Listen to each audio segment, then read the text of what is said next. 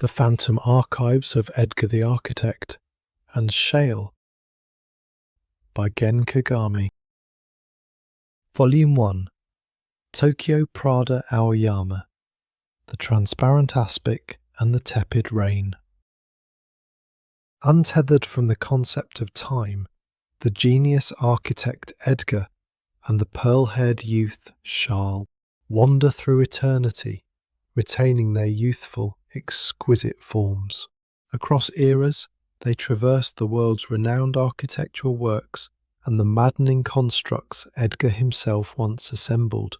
This is a tranquil, decadent journey through phantom architecture, dissecting space, light, gravity, and the anomalies lurking within through cold, unflinching logic.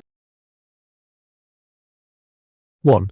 The transparent aspic and the tepid rain.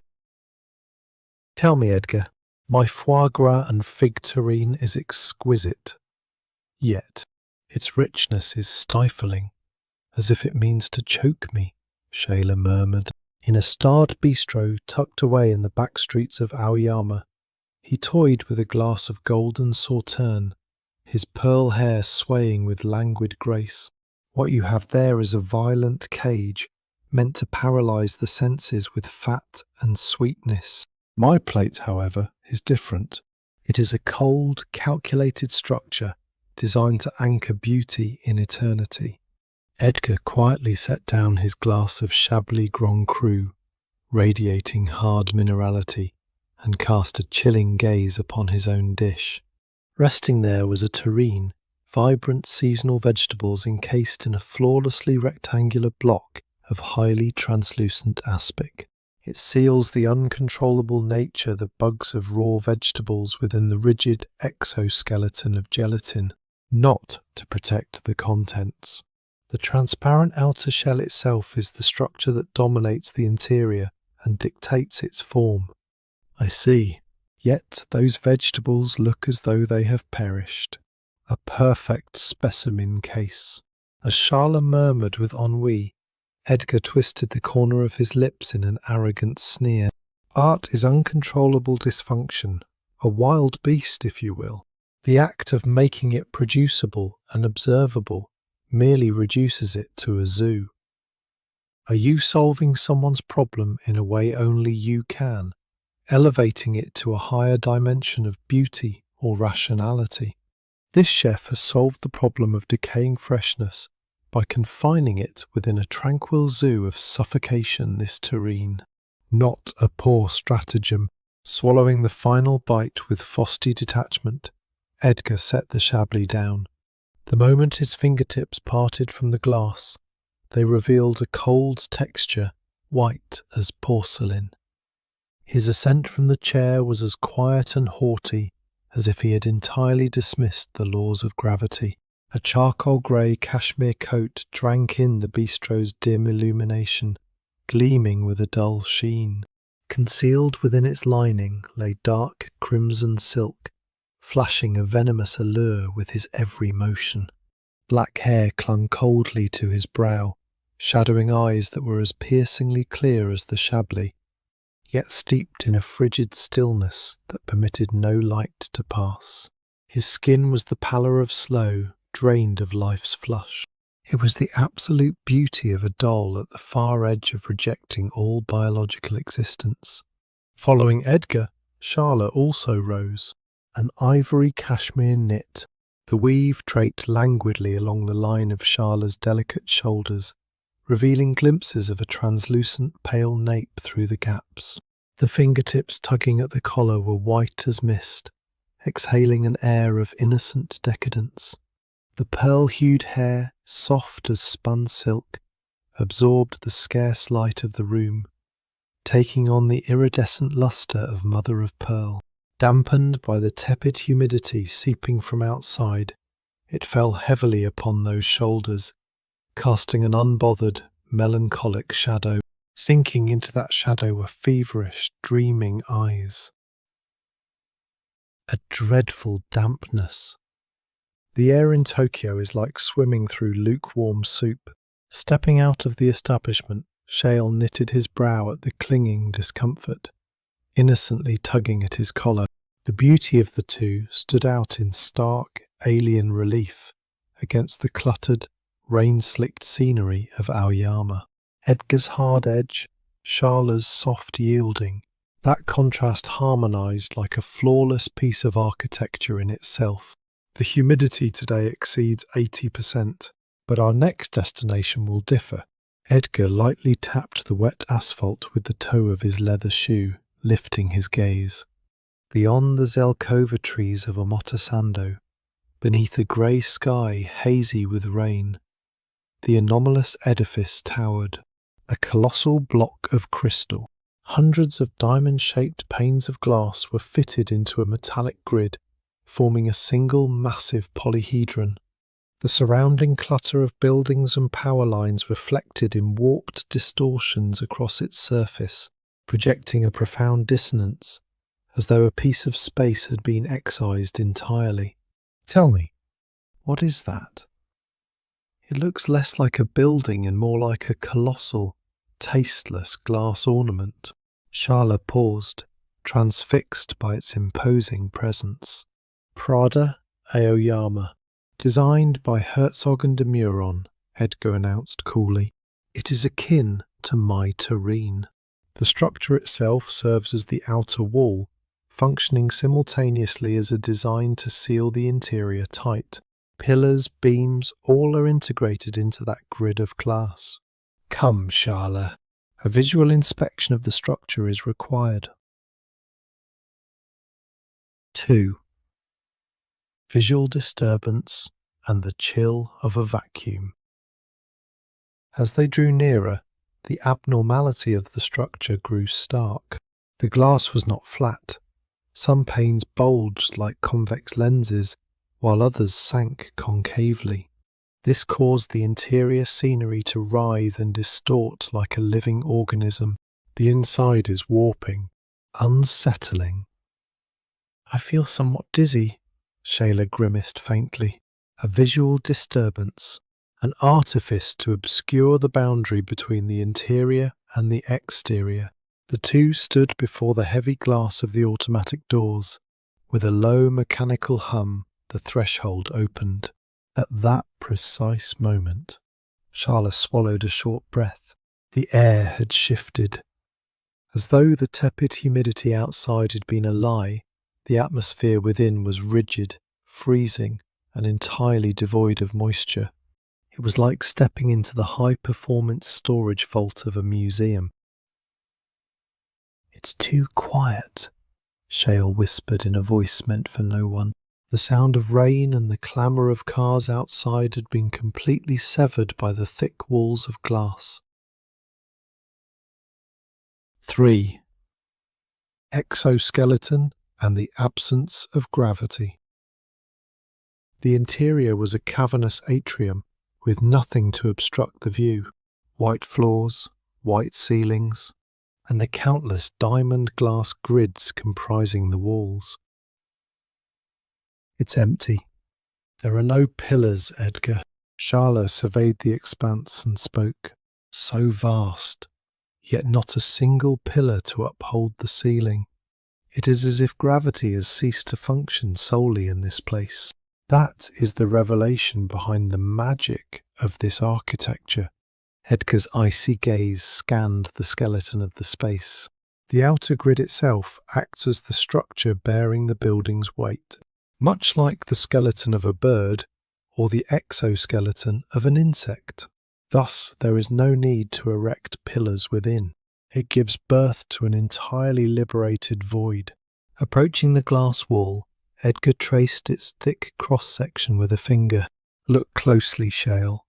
This glass is not merely a window. As a component of the structure, it bears the mass of the building. However, that is not all. Eh? There is a peculiar pressure in this space, an obsession with perfection so excessive it defies explanation through structural rationality alone. This space is attempting to expel something. 4. The porcelain woman and the flawless specimen box of death. Edgar, the air! With slender fingers, Schale pulled his knit collar closer in unease. The space which mere moments ago ought to have held the scent of damp spring rain was rapidly conquered by an agonizing chill akin to the depths of a freezer. Exhaled breath crystallized into white frost. The atmospheric pressure has not dropped. The purity of the space has ascended. Gazing up at the grid woven by countless glass diamonds, Edgar declared in a voice as glacial as ice. Schale, it comes. The structure has begun to dream of us. In that instant, the faint ambient music that had saturated the store was severed abruptly. Absolute silence descended. The patter of rain, the hum of tires, every scrap of urban noise was barricaded. All that remained were the infinitesimal, fracturing sounds of the taut glass shrinking from the cold crack, crack. Before Schale's very eyes, the displayed latest Prada collection wavered like a mirage, initiating a metamorphosis.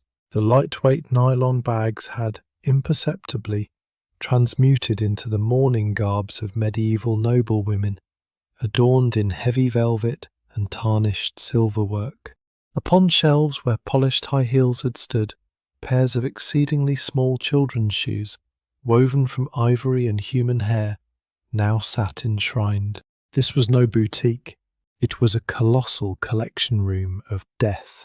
The hundreds of diamond glass grids comprising the walls had each become a perfectly sealed glass coffin. Within one sector, thousands of morpho butterflies, their vibrant hues frozen in time, were pinned densely in geometric patterns. In another, the wax-hardened severed heads of antique dolls stared down with hollow glass eyes. All were devoid of a single speck of dust, preserved in absolute perfection. So beautiful it arrested the breath. Yet that beauty was the ruthless allure of a specimen, found only at the furthest reaches of the utter denial of life. And in the centre of the atrium, in a space where inherently nothing should have been placed, a massive glass cylinder had risen. Within it, a single woman was exhibited. The woman did not appear to be alive and moving. Yet, for a corpse, her skin radiated far too much of the translucent gleam of white porcelain.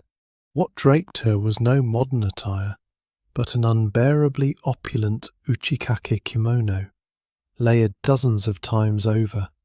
Embroidered in threads of gold and silver were intertwining vipers and blooming peonies, an ornamentation so dense one might be crushed to death by the sheer weight of the garment alone.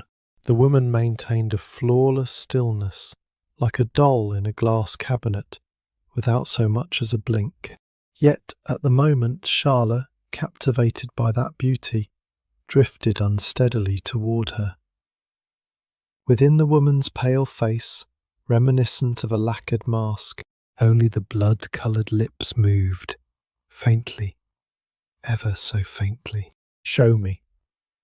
Something more beautiful. No voice could be heard, but that violent thirst reverberated directly into the brain. The next instant, a spiderweb of cracks spidered across the glass cylinder entombing the woman, as though a beautiful thing, yearning for something even more beautiful, was attempting to tear its way out of its perfect cage. You must not, Schale. Edgar forcefully seized the shoulder of Schale, who had begun to reach out as if spellbound, yanking him back. That is no flesh and blood human. It is a mannequin far too perfect, the crystallized desire of the city. Touch it, and you too shall be added to the collection within those glass boxes. As if validating Edgar's calculated assertion, the woman's ankle, peeking from the hem of the uchikake, belonged to an exquisite bisque doll, complete with a smooth ball joint. V. fractures, and the violent torrent. Crack. In the splinter of a second that the fracture on the glass coffin spread into a spider web. Beep, beep, beep, beep, beep, beep, beep, beep. Abruptly, a sterile, cheap electronic tone tore through the space. It was the sound of the present, violent enough to chainsaw through the air of a tomb sealed for centuries. An alarm, set within the pocket of Edgar's coat, had rung out. That sound acted as the trigger. The bisque doll woman inside the glass case flickered violently with her eyes pinned wide, like an old strip of film ravaged by static. The gold threads of the ponderous uchikake burst into toxic, multicoloured particles of light. The specimens of morpho butterflies suffocating the walls crumbled into mere dust in unison. It is time. We are leaving, Schale. Pulling Schale by the arm, Edgar strode toward the automatic doors at the exit, sparing not a single glance for the collapsing phantom. Behind them there was the palpable sensation of the colossal glass cylinder shattering with a deafening crash. Yet, before its shards could reach the floor, the world inverted. Swoosh!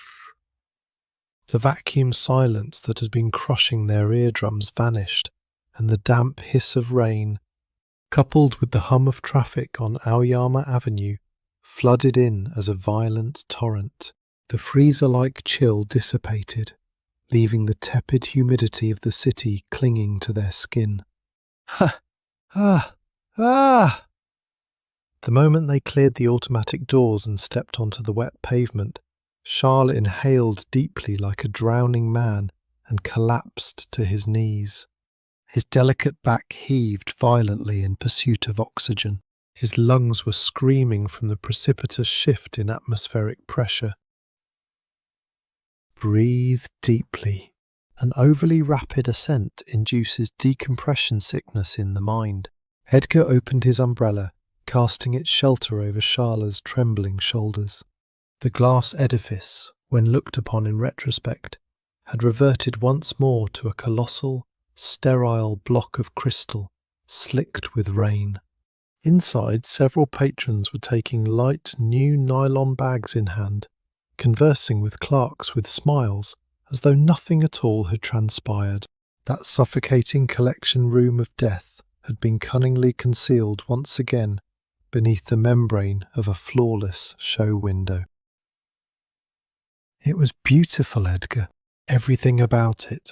Terrifyingly so. Schale murmured, staring at the rain-misted glass wall with eyes yet to fully regain focus.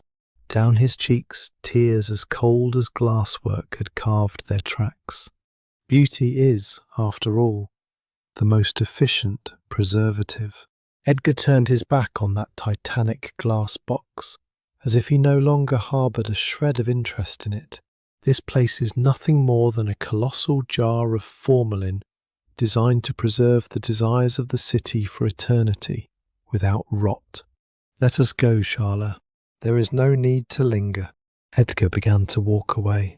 Schale looked back at the beautiful rain-drenched building just one last time, shivering slightly as if enduring something unseen, before hurrying into the shelter of Edgar's umbrella. The two mingled into the grey crowds, melting away into the rain of Tokyo. End of Volume 1. The Phantom Archives of Edgar the Architect and Schale by Gen Kagami. Volume 2. Utrecht. The Mondrian Labyrinth. The Rietveld Schroeder House. 1. Silver grey mist and molten lead. Tell me, Edgar, this apple tart. It is sweet and warm, yet somehow its form is collapsed. It is quite unsightly, isn't it? In an ancient cafe lining the canals of Utrecht, Schale murmured with an air of ennui. his fork listlessly prodding a chaotic mound of cinnamon-scented pastry. "That is the hideous noise known as human life," Edgar replied. "Fats and sugars mingling, succumbing to gravity, and descending into structural failure. It lacks the dignity of form." Edgar tilted a cylindrical glass devoid of any ornamentation, filled with gin as cold as a glacial shard. Beside it, cubes of Gouda cheese were arranged with the sterile precision of a geometer's grid. Art is a feral beast of uncontrollable dysfunction. To cage it for appreciation is merely to run a zoo. "Tell me, Schale, do you solve the problems of others in a way only you can, elevating them to a higher dimension of beauty and logic?" Rietveld solved the mire of human noise through a ruthless reduction to geometry. He committed the sublime violence of interning life itself within a blueprint. Emptying his glass with a chill finality, Edgar rose. His charcoal grey cashmere coat seemed to swallow the dim light of the establishment. Schale followed, tugging absently at the collar of his ivory knit. His eyes narrowed in a delicate, aimless haze. Outside, a silver-grey mist crawling from the bed of the canal invaded the old streets. The water's surface was as slick as a mirror, though no soul passed. Concentric ripples bloomed and vanished, like sighs exhaled by ghosts seeking air from the depths. "The water looks heavy," Schale whispered, stepping carefully to avoid the sodden leaves on the cobblestones, "as if we are treading upon molten lead. The memory of water runs deep." But we head toward the ruins of a dream, a man who rejected memory in favour of the eternal present. Edgar turned up his collar against the damp. From the willow tips, droplets like pearls struck the stones with a rhythmic pulse, a phantom cadence of footsteps following close behind. A slender branch, guided by unseen fingers, brushed Schale's cheek with a cold, lingering touch. "Ah!"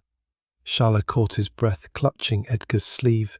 "It is merely the wind. Or perhaps the city attempting to drag you back into the silt of old time. Hurry, Schale." We approached the terminus of Chronos. 2. Primary lines and the absence of shadow. The moment they reached the end of the residential block, the world suffered a violent inversion. While the surrounding brick houses groaned under the weight of history, a single structure stood light as a paper model, yet cruel in its poise. White, grey, black, and then the primary sting of red and yellow lines. It was less a building and more a monster, a Mondrian canvas that had touched a forbidden taboo and bled into the physical realm. The Rietveld Schroeder house, his magnum opus, Edgar stated, his voice now a dry, sharpened blade. "Observe, the concept of thickness is abolished here. Everything is decomposed into planes of mere centimetres and skeletal lines. It is a device designed to liberate man from the flesh, rendering him into a collection of pure perceptual parts." Schale felt a wave of vertigo. The house seemed buoyant, as if a sudden gust might scatter its components into the mist. "It is terrifyingly beautiful. But there are no shadows here. Shadows are impurities. In the world of style, the opaque is destined for exorcism. Come. Inside, the order of the body you once knew shall cease to hold meaning." Edgar placed a slender finger upon the white door handle, a lever that seemed to defy the very laws of gravity. 3. The vanished corner and the creaking of joints. Upon entering the upper floor, the world became a literal diagram. Edgar unlatched 2 great windows at the corner, swinging them wide. The corner, the very pillar intended to support the hearth, vanished into thin air. The white floor and the silver mist blurred into a singular, boundless void. The corner is gone. The house is breaking, Schale whispered, drawn toward the vacuum. Schale, stay vigilant. The architecture has begun to dream of us. A dry porcelain creak echoed the sound of grinding joints. Suddenly, the planes of white and primary colours began to writhe. Sliding walls became guillotine blades, carving the air, hounding Schale's retreat. A red column curved with the supple, perverse grace of a Hans Belmer doll, coiling coldly around the youth's throat. "I cannot move!" Schale's fingertips took on a hard ceramic lustre. Fine spherical joints embedded themselves into his wrists, ticking with an unnatural clockwork rhythm. "Look at you, Schale. You have become the most exquisite component of this Mondrian labyrinth. Shed the ambiguity of the human silhouette. Return to the purity of the line and the circle. This is the ultimate dream the architecture grants us." 4. The porcelain flesh and geometric viscera. The sensation of warm, coursing blood ebbed from Schale's fingertips like a rapid, receding tide. His fingers sharpened into smooth, conical points. His wrists were inlaid with spheres of transparent crystal. His skin underwent a transmutation into the lustrous sheen of polished biscuitware, a chilling, absolute white reminiscent of a cadaver several hours after the soul's departure. Edgar, I am falling into pieces. Even his trembling voice was no longer a human utterance. It had become a hard mechanical noise, like the rusted needle of a gramophone tracing the jagged grooves of a shattered record, dissipating into the void. No, Schale, you are not falling apart. Your imperfect flesh is merely being reconstructed into its proper form. Edgar's voice was devoid of a single mote of impurity, cold as a surgeon wielding a scalpel beneath the shadowless glare of an operating theatre. Hans Belmer sought to reveal the organ of pleasure, a thing that should not exist, by dismantling the limbs of his dolls and grafting them anew. Rietveld was no different. He loathed the damp, perspiring flesh of family life, smeared with the grease of existence. He pared it away until only the chaste skeleton of geometry remained. Behold this white, sterile infirmary. Abruptly, the primary coloured panels protruded at unnatural angles. From their shadows, a singular effigy of a boy glided forth. Much like the dolls crafted by the hand of Simon Yotsuya, the boy gazed upon himself with eyes that were hollow, yet brimming with a secret ecstasy. From the boy's chest down to his abdomen, the outer shell was flung open like a pair of casement doors. Yet what filled the interior were no raw, visceral organs. Instead, there were the vertical lines of red and blue that composed the Schroeder house, intricately meshing brass gears and a cubic emptiness of infinite depth. A sharp crack of grinding joints rang out again, and Schale's body synchronized with the open cavity of the doll. Schale's own chest split open to the left and right, as if carved by an invisible blade. From the cross-section, in place of blood, panels of vivid primary colours sprouted, one after another, to form a new set of ribs. Heavy ball joints were embedded into his abdomen with every breath Schale drew. The ominous click-clack of interlocking gears echoed high and low through the deathly still room. When the walls closed, the doll bent in a mid-air agony. When the windows opened, the doll's limbs scattered, only to be geometrically recombined in the void. Schale too was suspended as a part of this specimen, by fine steel wires descending from the ceiling. His beautiful face was now fixed, inorganic as a porcelain mask, and deep within his pupils, an inescapable grid of red and blue was seared directly onto his retinas. Look at you! Your right leg has now become one with the red pillar of this house. Your gaze is fixed by the yellow window frame. You are now a perfect organ of architecture, unable to exist apart from this dwelling. As if adoring the fruits of this surgery, Edgar slid his fingertips softly across Schale's porcelain cheek. It was no longer the gesture of a man cherishing a human being, but the cold, clinical touch of a craftsman, confirming the finish of a newly completed vessel. 5 electronic tones and variable parts. Beep, beep, beep, beep, beep.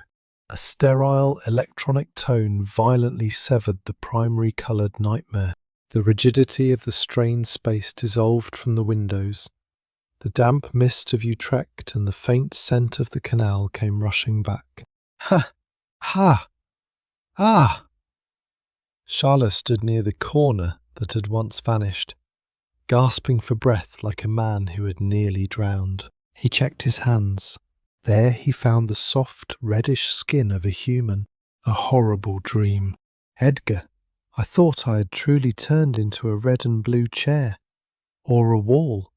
A white trail of tears like traces of fine glasswork remained on Schale's cheeks. He wiped his eyes with trembling fingers, yet behind his retinas the stubborn grid of straight lines and primary colours remained seared.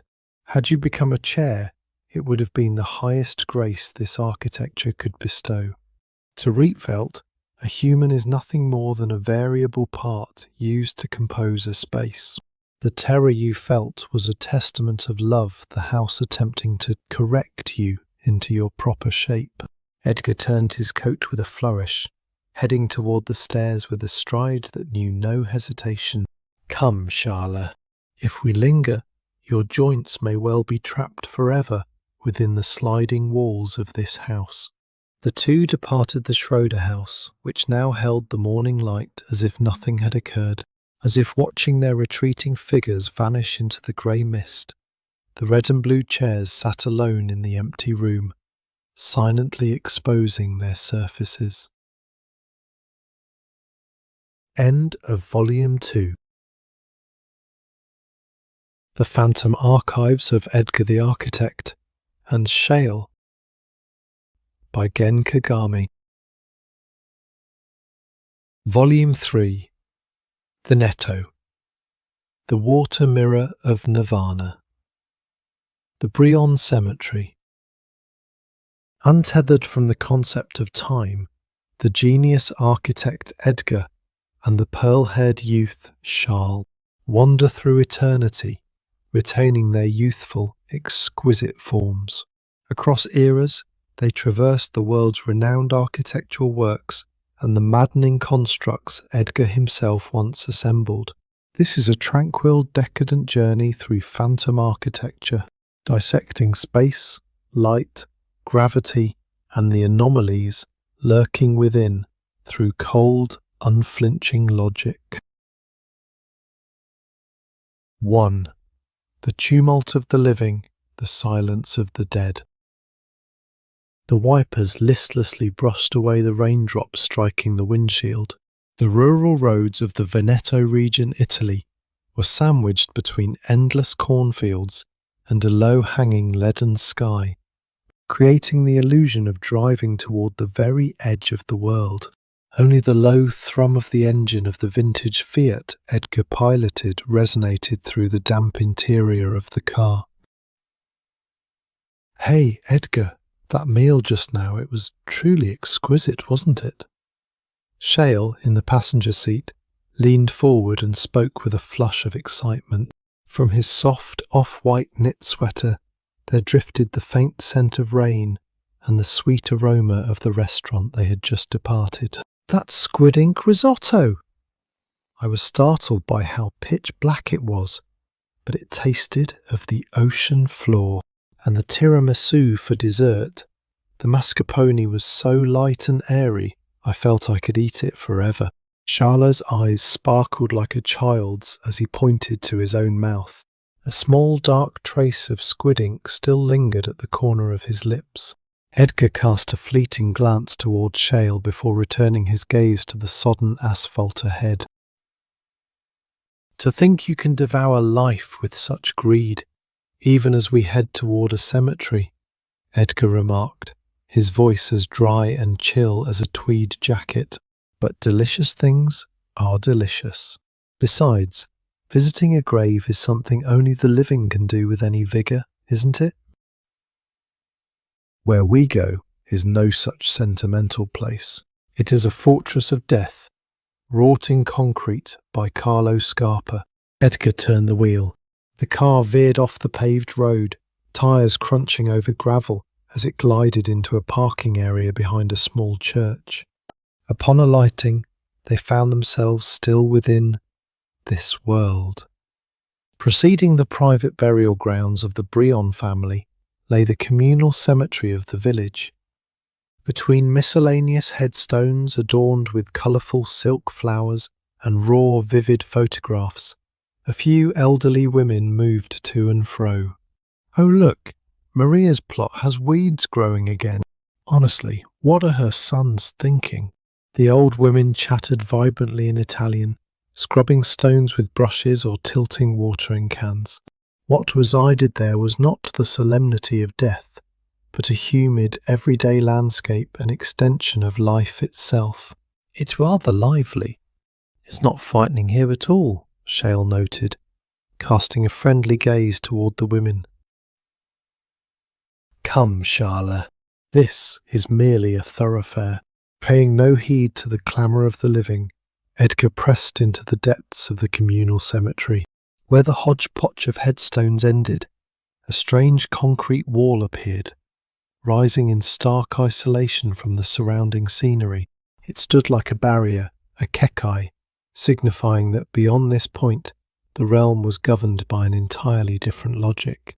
Edgar placed his hand upon the iron door of an inconspicuous rear entrance set into the wall. Once we pass through here, the voices of the old women will no longer reach us. Are you prepared, Schale? Edgar pushed the door open. In that instant, the density of the damp air shifted, and all sound was sucked out of the world. 2. The Nirvana of Concrete. The moment the iron doors swung shut with a heavy thud behind them, the presence of the living was utterly severed from the world. Neither the scratching of brushes nor the cheerful lilt of Italian from beyond the wall reached their ears. Only the sound of rain sliding down concrete channels reverberated like a persistent tinnitus. The air is entirely different. It's so quiet it feels almost an intrusion to draw breath, Schale whispered, gripping the soft cuffs of his knit sleeves as he surveyed his surroundings. Spreading beneath the grey sky were the green of the lawn and the geometric forms of concrete, ziggurat-like stepped motifs, islets floating upon water basins, and dull gleaming brass ornaments. They sat enthroned in the rain, cold yet possessed of an overwhelming beauty. It is only natural to hold your breath. This is a gargantuan specimen box, designed by Carlo Scarpa to incorporate even his own death, Edgar said, looking down at the mosaic tiles adorning the edge of a water basin with glacial eyes. Observe, Schale. Here, Scarpa sought to redesign the absolute void of death into an eternal rest nirvana, using concrete and water. He took the raw fact of flesh rotting and returning to the earth, and embalmed it with perfect detail. Edgar traced the concrete wall with his finger, his touch carrying a resonance of merciless conviction. The beautiful arrogance peculiar to architects. A man who feared death while simultaneously being enthralled by it sought to bring the phenomenon of death under his own control. But such a deception cannot be permitted to stand. 3. The temptation of the double circles. The two threaded through labyrinthine passages and arrived at the site that served as the very icon of this cemetery. A massive window pierced through a thick concrete wall, two overlapping circles forming a vesica piscis. The overlapping sections were bordered with mosaic tiles of blue and pink respectively. Ah, how lovely. It's as if a blue circle and a pink one are holding hands. Schale drew closer to the window as if pulled by an invisible thread, a symbol of Scarpa and his wife, a romantic motif of two souls mingling eternally beyond life and death. However, Schale, I wouldn't peer through that window for too long. Schale heard Edgar's quiet warning as if it were a distant murmur. He placed both hands upon the cold concrete frame and peered through the double circles. The scenery framed by the window looked, for some reason, entirely different from the actual garden they had been walking through. Though the rain should have been falling, there were no traces of raindrops in the view beyond. The lawn that should have swayed in the wind and the shadows of the concrete remained in a state of absolute stasis, as if preserved in golden resin. Hey Edgar, in that world over there, time seems to be dead. Schale's tone dropped an octave. That world is two in one. They never part, and they never change. One wouldn't have to lose anything. It wouldn't even burn out. Schale's pupils began to dilate slowly. His consciousness began to tilt away from the cold rain of the present, where Edgar stood, toward the beautifully designed silence of death, unfolding beyond the window. 4. Alan of the Water Mirror. It is coming, Schale. The architecture has begun to dream of us. Edgar's voice rang out, quiet, yet saturated with certainty. As if on cue, time within the Brion cemetery began to warp. Schale drifted away from the double circle window, treading like a somnambulist toward the wooden meditation pavilion floating upon the water basin. Though the rain was intensifying, not a single ripple disturbed the surface of the basin. The scenery beneath the water's surface was perfectly still, glowing with a golden hue. Exquisite. I feel as though I have been searching for this place forever. Sinking down onto the edge of the pavilion, Schale slowly leaned his body toward the water. The moment his hand brushed the surface, his fingertips became transparent, beginning to dissolve into the water. His flesh was being converted into a part of the beautiful water mirror Scarpa had designed. Schale, get away! That water is no mirror. It is the threshold to the farther shore. Edgar seized Schale's shoulder with force, but the sensation made him shudder. It was not the usual soft touch of the knit sweater. It was a lifeless hardness and cold, as if he were clutching a frozen stone statue. Edgar, it hurts.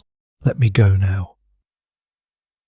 Schale looked up at Edgar with eyes that were rapturous yet hollow. Over there, no one pulls at me. I feel that he is waiting there too. That single phrase vividly resurrected in Edgar's mind the memory of the cockwork flame that had once sought to incinerate him. This time, a cold coffin of the water mirror was attempting to snatch him away forever. Edgar's reason splintered. No! Do not go to such a place! Do not leave me alone! Heedless of appearances, Edgar gathered Schale's half-dissolved body into his arms, attempting to haul him back to the world of the living by sheer force. And into the ear of the Schale, who was on the verge of total submersion, he screamed the forbidden name he was supposed to have sealed away. Come back, Alan! It was a pathetic, soulful shriek that tore through the sound of the rain. 5. The Light of the Living. With a heavy splashing sound, the two bodies collapsed onto the concrete floor. At the name Alan, Schale's body convulsed violently, as if his very soul had been struck directly in its depths. Edgar, his hands trembling, rubbed the back of the coughing Schale as he spat out muddy water from his lungs. Before they knew it, the torrential rain had ceased as if it had been a lie. Through a rift in the clouds, sunlight poured in with a violent brilliance, illuminating the dull concrete in stark white. Looking up, a massive rainbow described a perfect semicircle in the sky beyond the cornfields.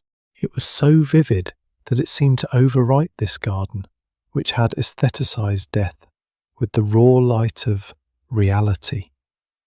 Schale stared vacantly at the rainbow with unfocused eyes. Colour was slowly returning to his cheeks. Edgar? Just now. What did you call me? Edgar did not answer. Only, in the eyes glimpsed through the gaps of his wet fringe, there swirled deep remorse, relief, and an unfathomable terror. Steadying his ragged breath, he turned his gaze away from the rainbow-streaked sky and spoke in a chilled voice.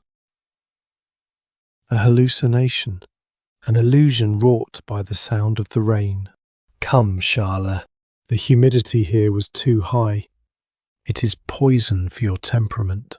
Edgar began to walk toward the exit without looking back once.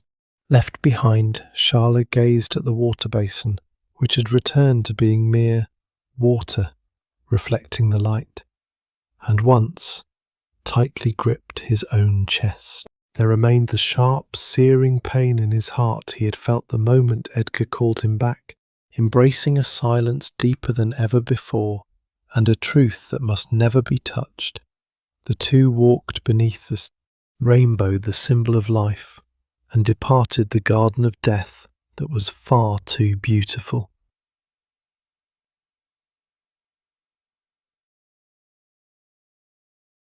End of Volume 3.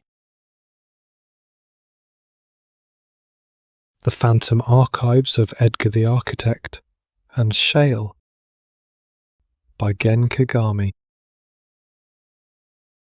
Volume 4. Poissy. The Soirée of the White Machine. Villa Savoie. Untethered from the concept of time, the genius architect Edgar and the pearl-haired youth Schale wander through eternity, retaining their youthful, exquisite forms. Across eras, they traverse the world's renowned architectural works and the maddening constructs Edgar himself once assembled. This is a tranquil, decadent journey through phantom architecture, dissecting space, light, gravity, and the anomalies lurking within through cold, unflinching logic. 1. The Invitation from Monsieur Savoy. The black-painted taxi they had hailed on a Paris street corner was in a condition so hauntingly flawless it felt spectral. Carrying Edgar and Schale, the vehicle cut through the dry wind, gliding briskly along the road leading toward the meadows of Poissy. The driver, clad in a crisp, fashionable uniform of the era, stole curious glances through the rearview mirror at the enigmatic pair. "Edgar, look, they really are having a party." Schale stepped out of the taxi dressed in +4s, the height of 1930s avant-garde fashion. Yet, chosen by Edgar's obsessive aesthetic eye, the ensemble was crafted not from sporty tweed, but from a midnight blue velvet that seemed to swallow the light, devoid of even a shred of rustic outdoor charm. More abnormal still was the treatment of his lower limbs. Beneath the voluminous hems elegantly fastened below the knee where thick wool hose should have been, Schale wore silk stockings of such extreme thinness they appeared like translucent mother-of-pearl, an utterly decadent choice.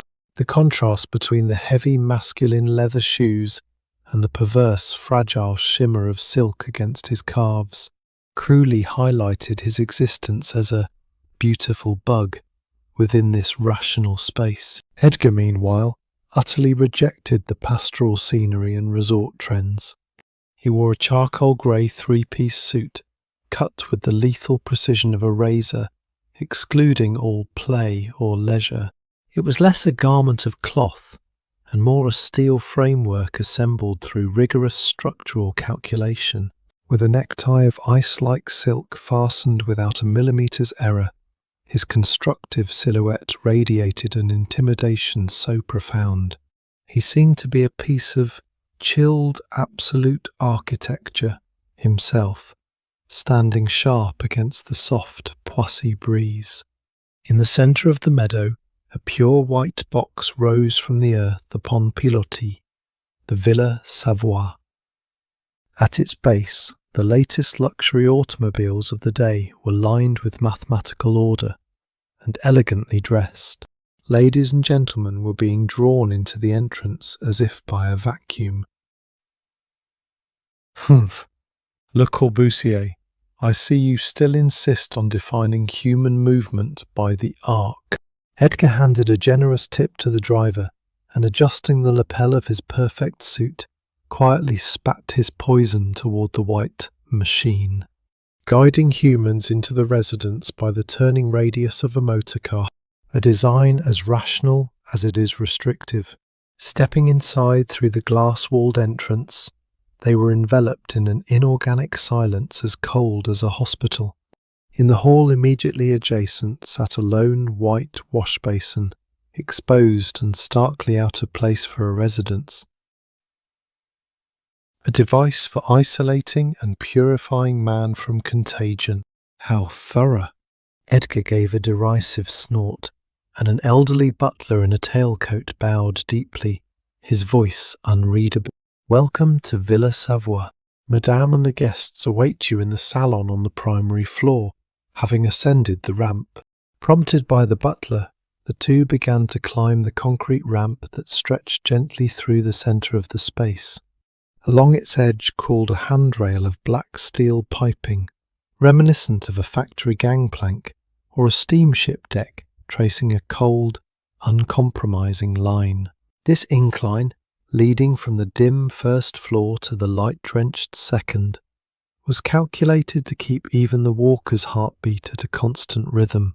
This is what he calls the architectural promenade. By eliminating the vertical jerk of stairs, he delivers the inhabitant to the upper floor without allowing them to break their stride. Look at this steel rail. It is a factory ramp, or perhaps the guide rail of a conveyor belt. Schale, we are being funneled through this tube not as humans, but as components, circulating through the innards of this machine. As Edgar finished his chilling commentary, the ramp ended and the view opened dramatically. Sunlight flooded in through horizontally continuous windows. The brisk pulse of jazz drifted from a gramophone. The chime of clinking champagne glasses and the dense aroma of rich cuisine struck their senses all at once. Oh, what a delicious smell! Edgar, look, there's foie gras terrine over there. 2. The conveyor belt, known as circulation. The primary salon, bathed in light, was dominated by the rhythmic ticking of the jazz from the gramophone and the chatter of the dressed-up throng. A maid in a sterile white uniform offered a silver tray with an expressionless face. Edgar plucked a champagne glass with glacial fingertips, but Schale paid her no mind, dashing instead toward the long buffet table, laden with opulent dishes. Edgar moved alone toward the far end of the vast living area, toward the outdoor terrace of the second level that sprawled beyond massive sliding glass doors. His cold grey eyes pierced the outdoor ramp that ascended further to the third-floor solarium. Persistent, isn't he? Even when moving from indoors to out, the ramp, the circulation, never ends, framing the landscape with horizontal windows, and finally pushing the human toward the roof. To Corbusier, the inhabitant is nothing more than blood, forced to circulate incessantly through the body of this machine. Edgar, look! This terrine is so rich! As if to cut through Edgar's murmurs, Schale returned with a gold-rimmed plate piled high with foie gras.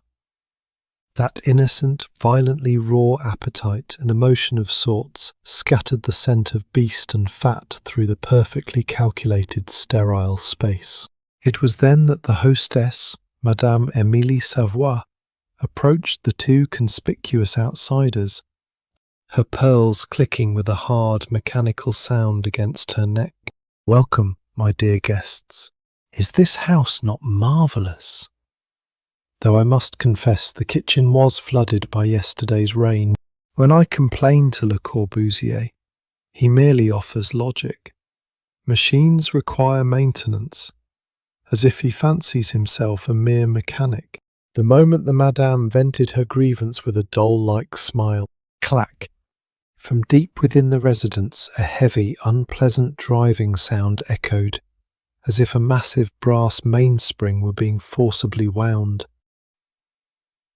"It is coming, Schale. The output of the machine has increased."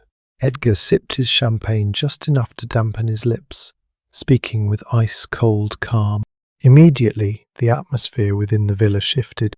Life drained from Madame Savoy's face as she spoke, and her head snapped into an unnaturally fixed angle. "It is flooded, it is flooded." She began to repeat the words, stripped of all emotion, following the precise tick of a metronome. The other guests followed suit. The gentlemen brought their glasses to their lips at the exact same speed, like synchronized crank mechanisms.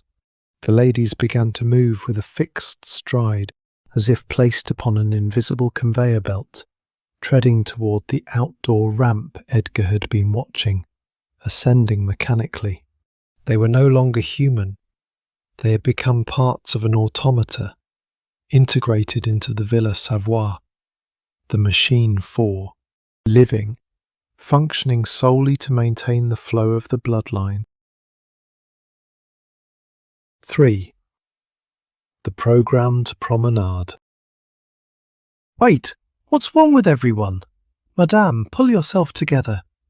Schale reached out to grab the Madame's arm, but her slender frame, as if driven by the torque of rigid brass gears, deflected his soft fingertips with an inorganic, overwhelming force.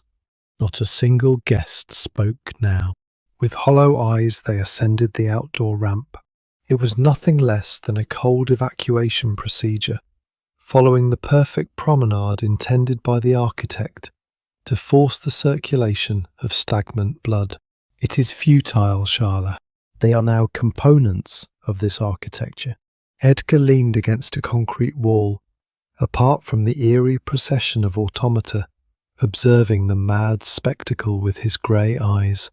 Corbusier sought to calculate life, to utterly exclude irrational human emotions or whims, reducing even the movement of the inhabitants to a perfect equation.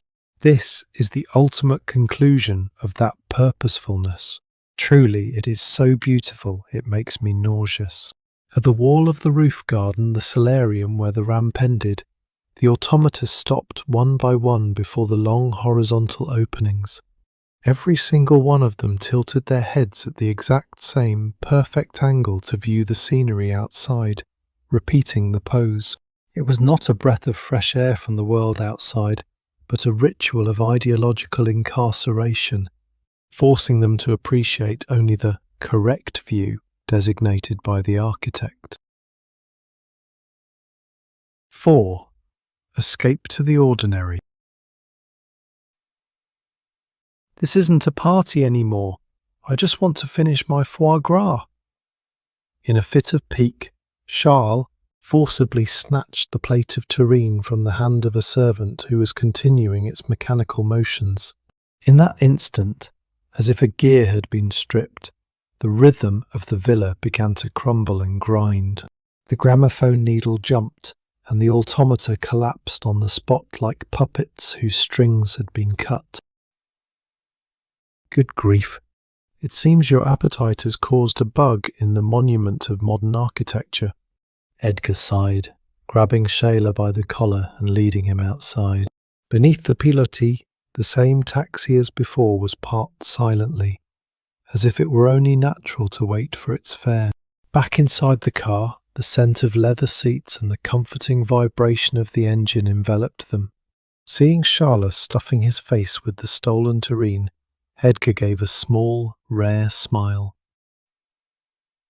Well, no matter. Having an unpredictable human like you by my side is far less tedious than those dolls who can only move according to calculation. Was that a compliment? Or an insult? Who can say? How is the foie gras, Schale? Edgar gazed out the window at the meadows of Poissy in the gathering dusk of 1931. The taxi simply continued to drive through the unending time in which they alone remained. End of Volume 4. The Phantom Archives of Edgar the Architect and Schale by Gen Kagami. Volume 5. Paris and Reims. The Cloister of Flames. Afterglow of the Abnormality.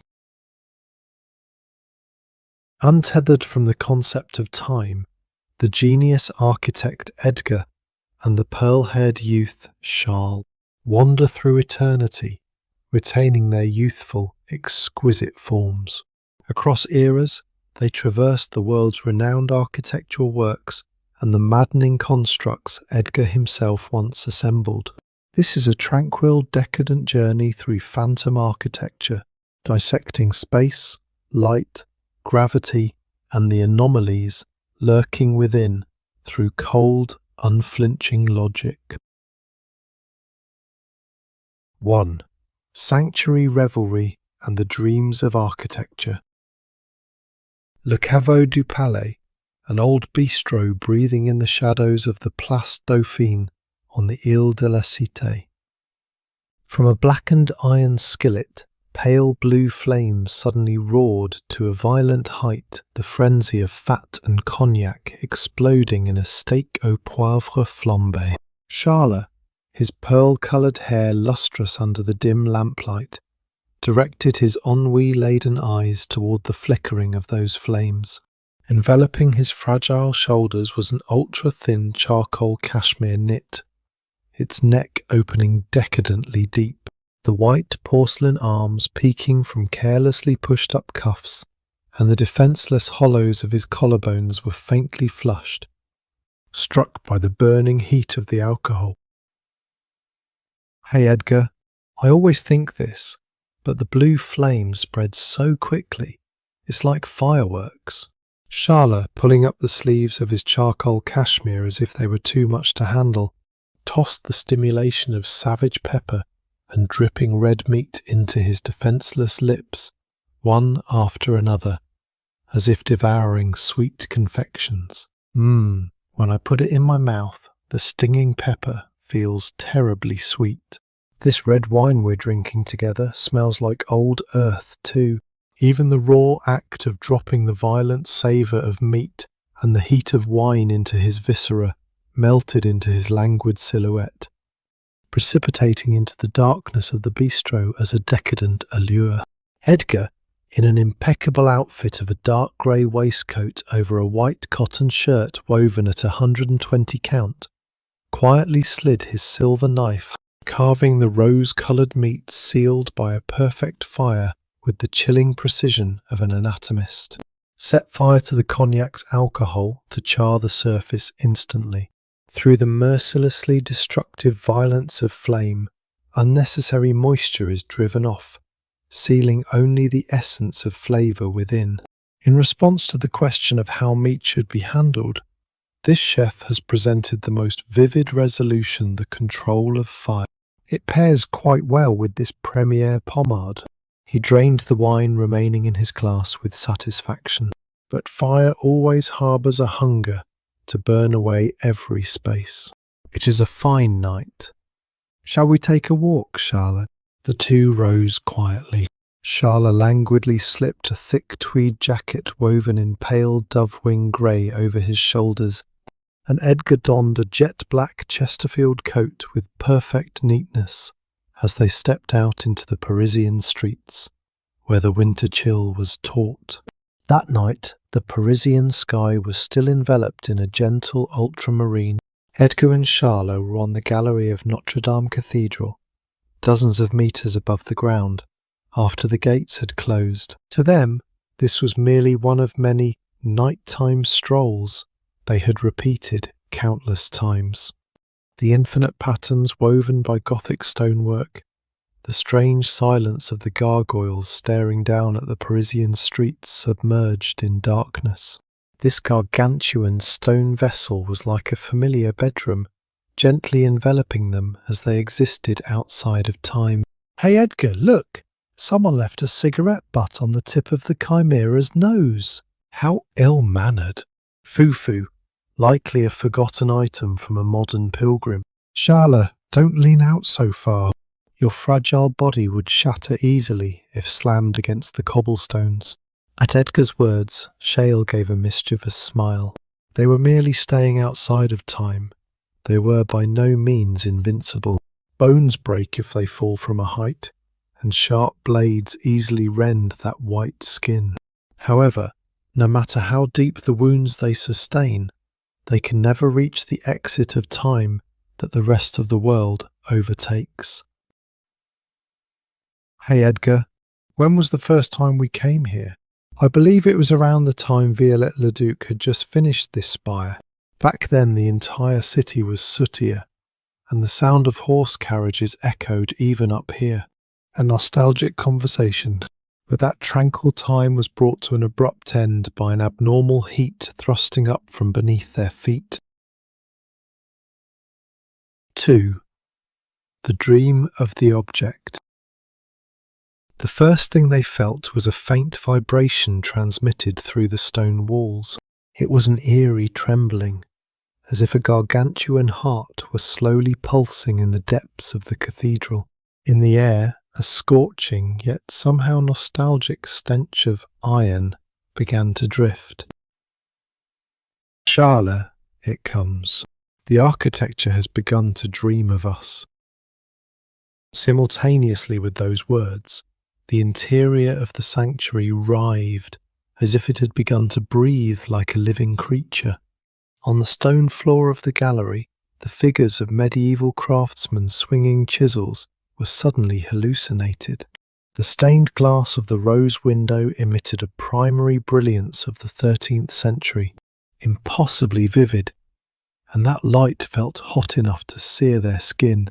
Schale flinched at the heat and closed his eyes. When he opened them again, he saw knights clad in armour and monks in habits, standing like living ghosts on the gallery, which by day would have been swarming with tourists. These are the memories of countless times harboured by this architecture. When we stepped outside of time, they too began to perceive us as time. Edgar wore a somewhat resigned expression amidst the frantic sanctuary.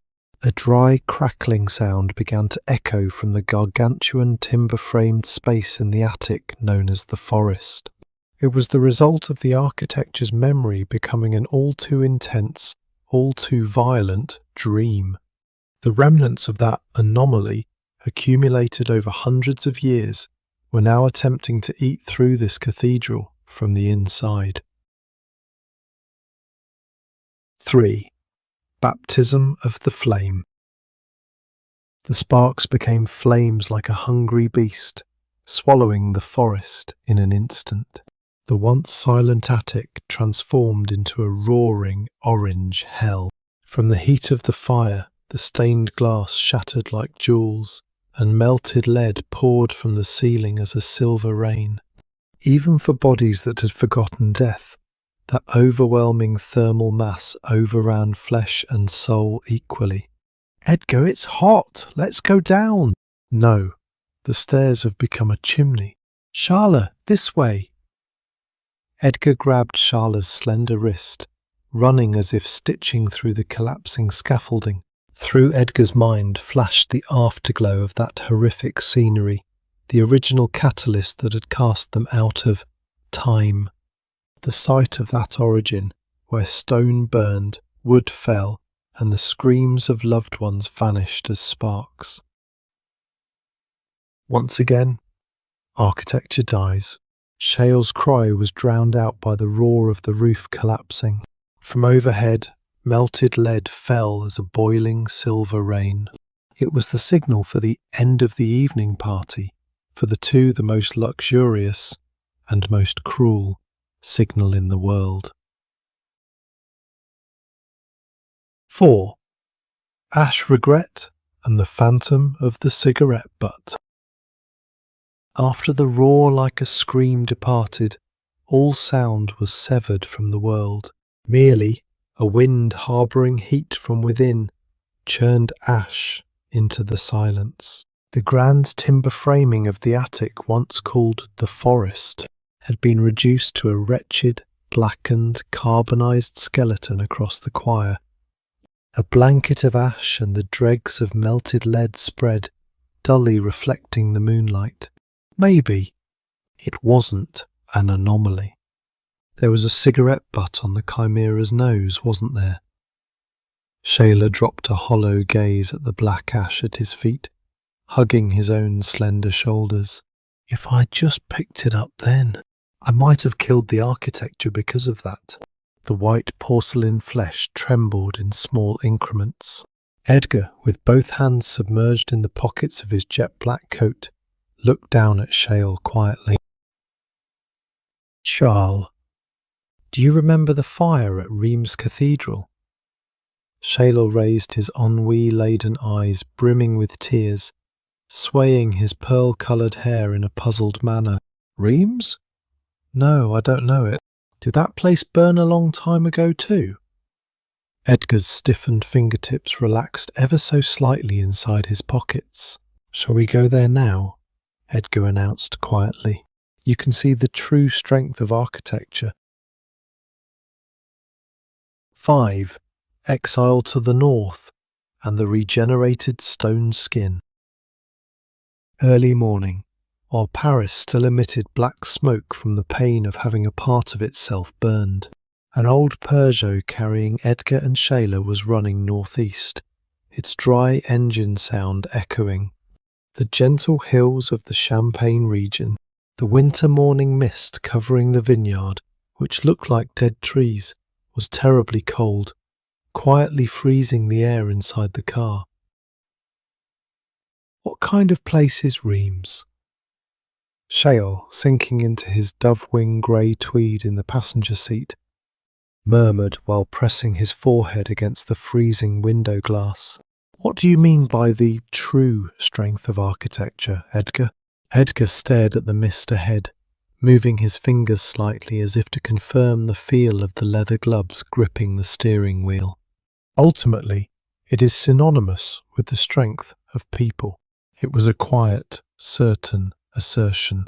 No matter how wretchedly it is destroyed or burned, the faith and will of the people never give up and attempt to rebuild it time and again, swallowing even the fatal scars they themselves sustained as material. They use the means of restoration to be reborn in a way. Only they can, into a higher dimension of beauty and accumulated history.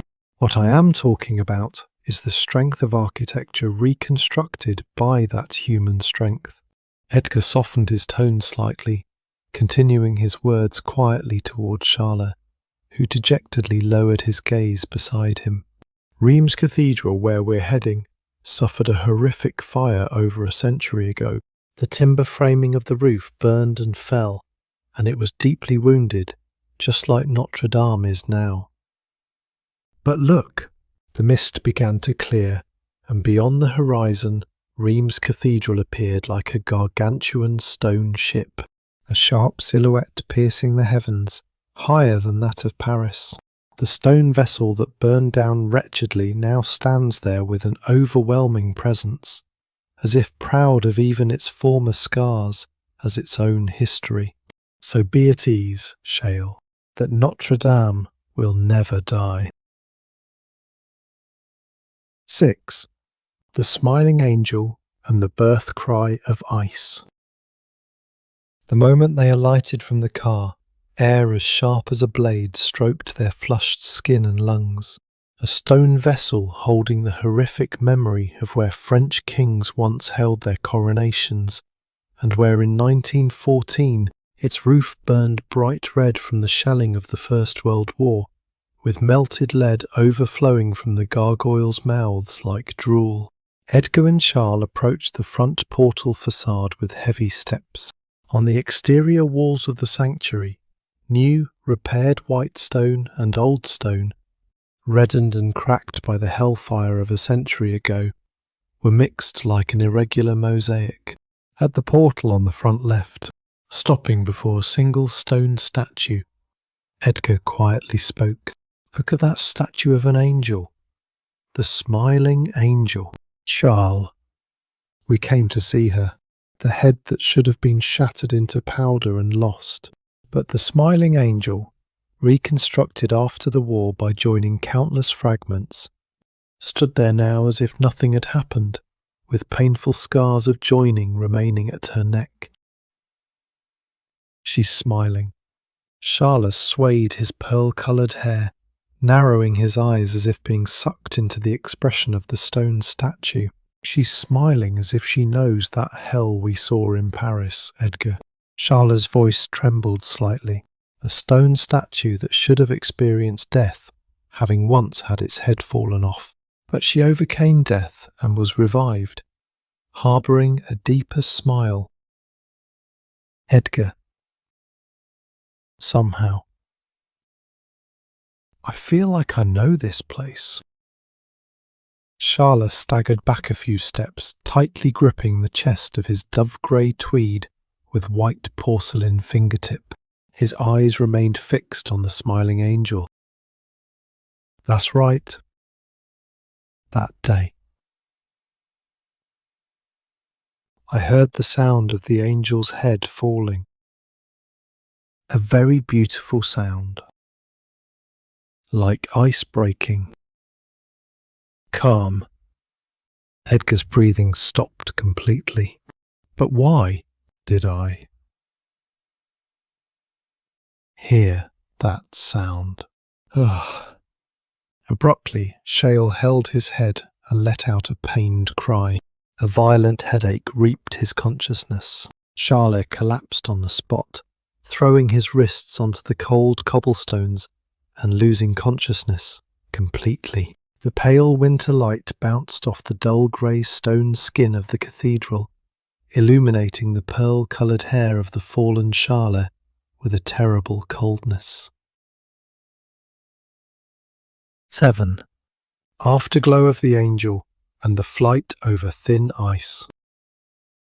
An old Peugeot runs quietly past the vineyards of Champagne, illuminated palely by the thin winter sun. In the passenger seat is Schale, sunk deep into his dove-grey tweed, continuing to sleep with a pallid face. On Edgar's profile as he grips the steering wheel, a shadow deeper than ever before had fallen, frozen even more than the cold external air. Calm. That crushing sound like ice breaking, which would not stop ringing in the depths of his ears. The scars of that angel, which he had let Schale touch, hoping it would be for the best, had now turned into a cruel wedge, knocking on the door of memories that must not be opened. The silence that was supposed to have been perfectly designed was being quietly eroded by a resonance beyond the designer's control. The pride of an absolute architect residing in eternal time wavered with a sound, harbouring invisible cracks. Everything in the structure he had built to protect this innocent slumber was as fragile and precarious as thin ice. Leaving behind only the lingering resonance of the dry engine, Edgar's car sank quietly beneath the bottomless grey winter sky. End of Volume 5. The Phantom Archives of Edgar the Architect and Schale by Gen Kagami. Volume 6, Brussels, the Glass Conservatory and Iron Tendrils, Horta Museum. Untethered from the concept of time, the genius architect Edgar and the pearl-haired youth Schale wander through eternity, retaining their youthful, exquisite forms. Across eras, they traverse the world's renowned architectural works and the maddening constructs Edgar himself once assembled. This is a tranquil, decadent journey through phantom architecture, dissecting space, light, gravity, and the anomalies lurking within through cold, unflinching logic. Volume 6, Brussels, the iron vines and the illusion of the weave. Horta Museum, the phantom archives of Edgar the Architect and Schale, written by Teruo Miyahara. English translation and spatial reconstruction by Jen Kagami. Untethered from the concept of time, the genius architect Edgar and the youth, with pearl-coloured hair, Schale, wander through eternity, retaining their youthful, exquisite forms. Across eras, they traverse the world's renowned architectural works and the maddening constructs Edgar himself once assembled.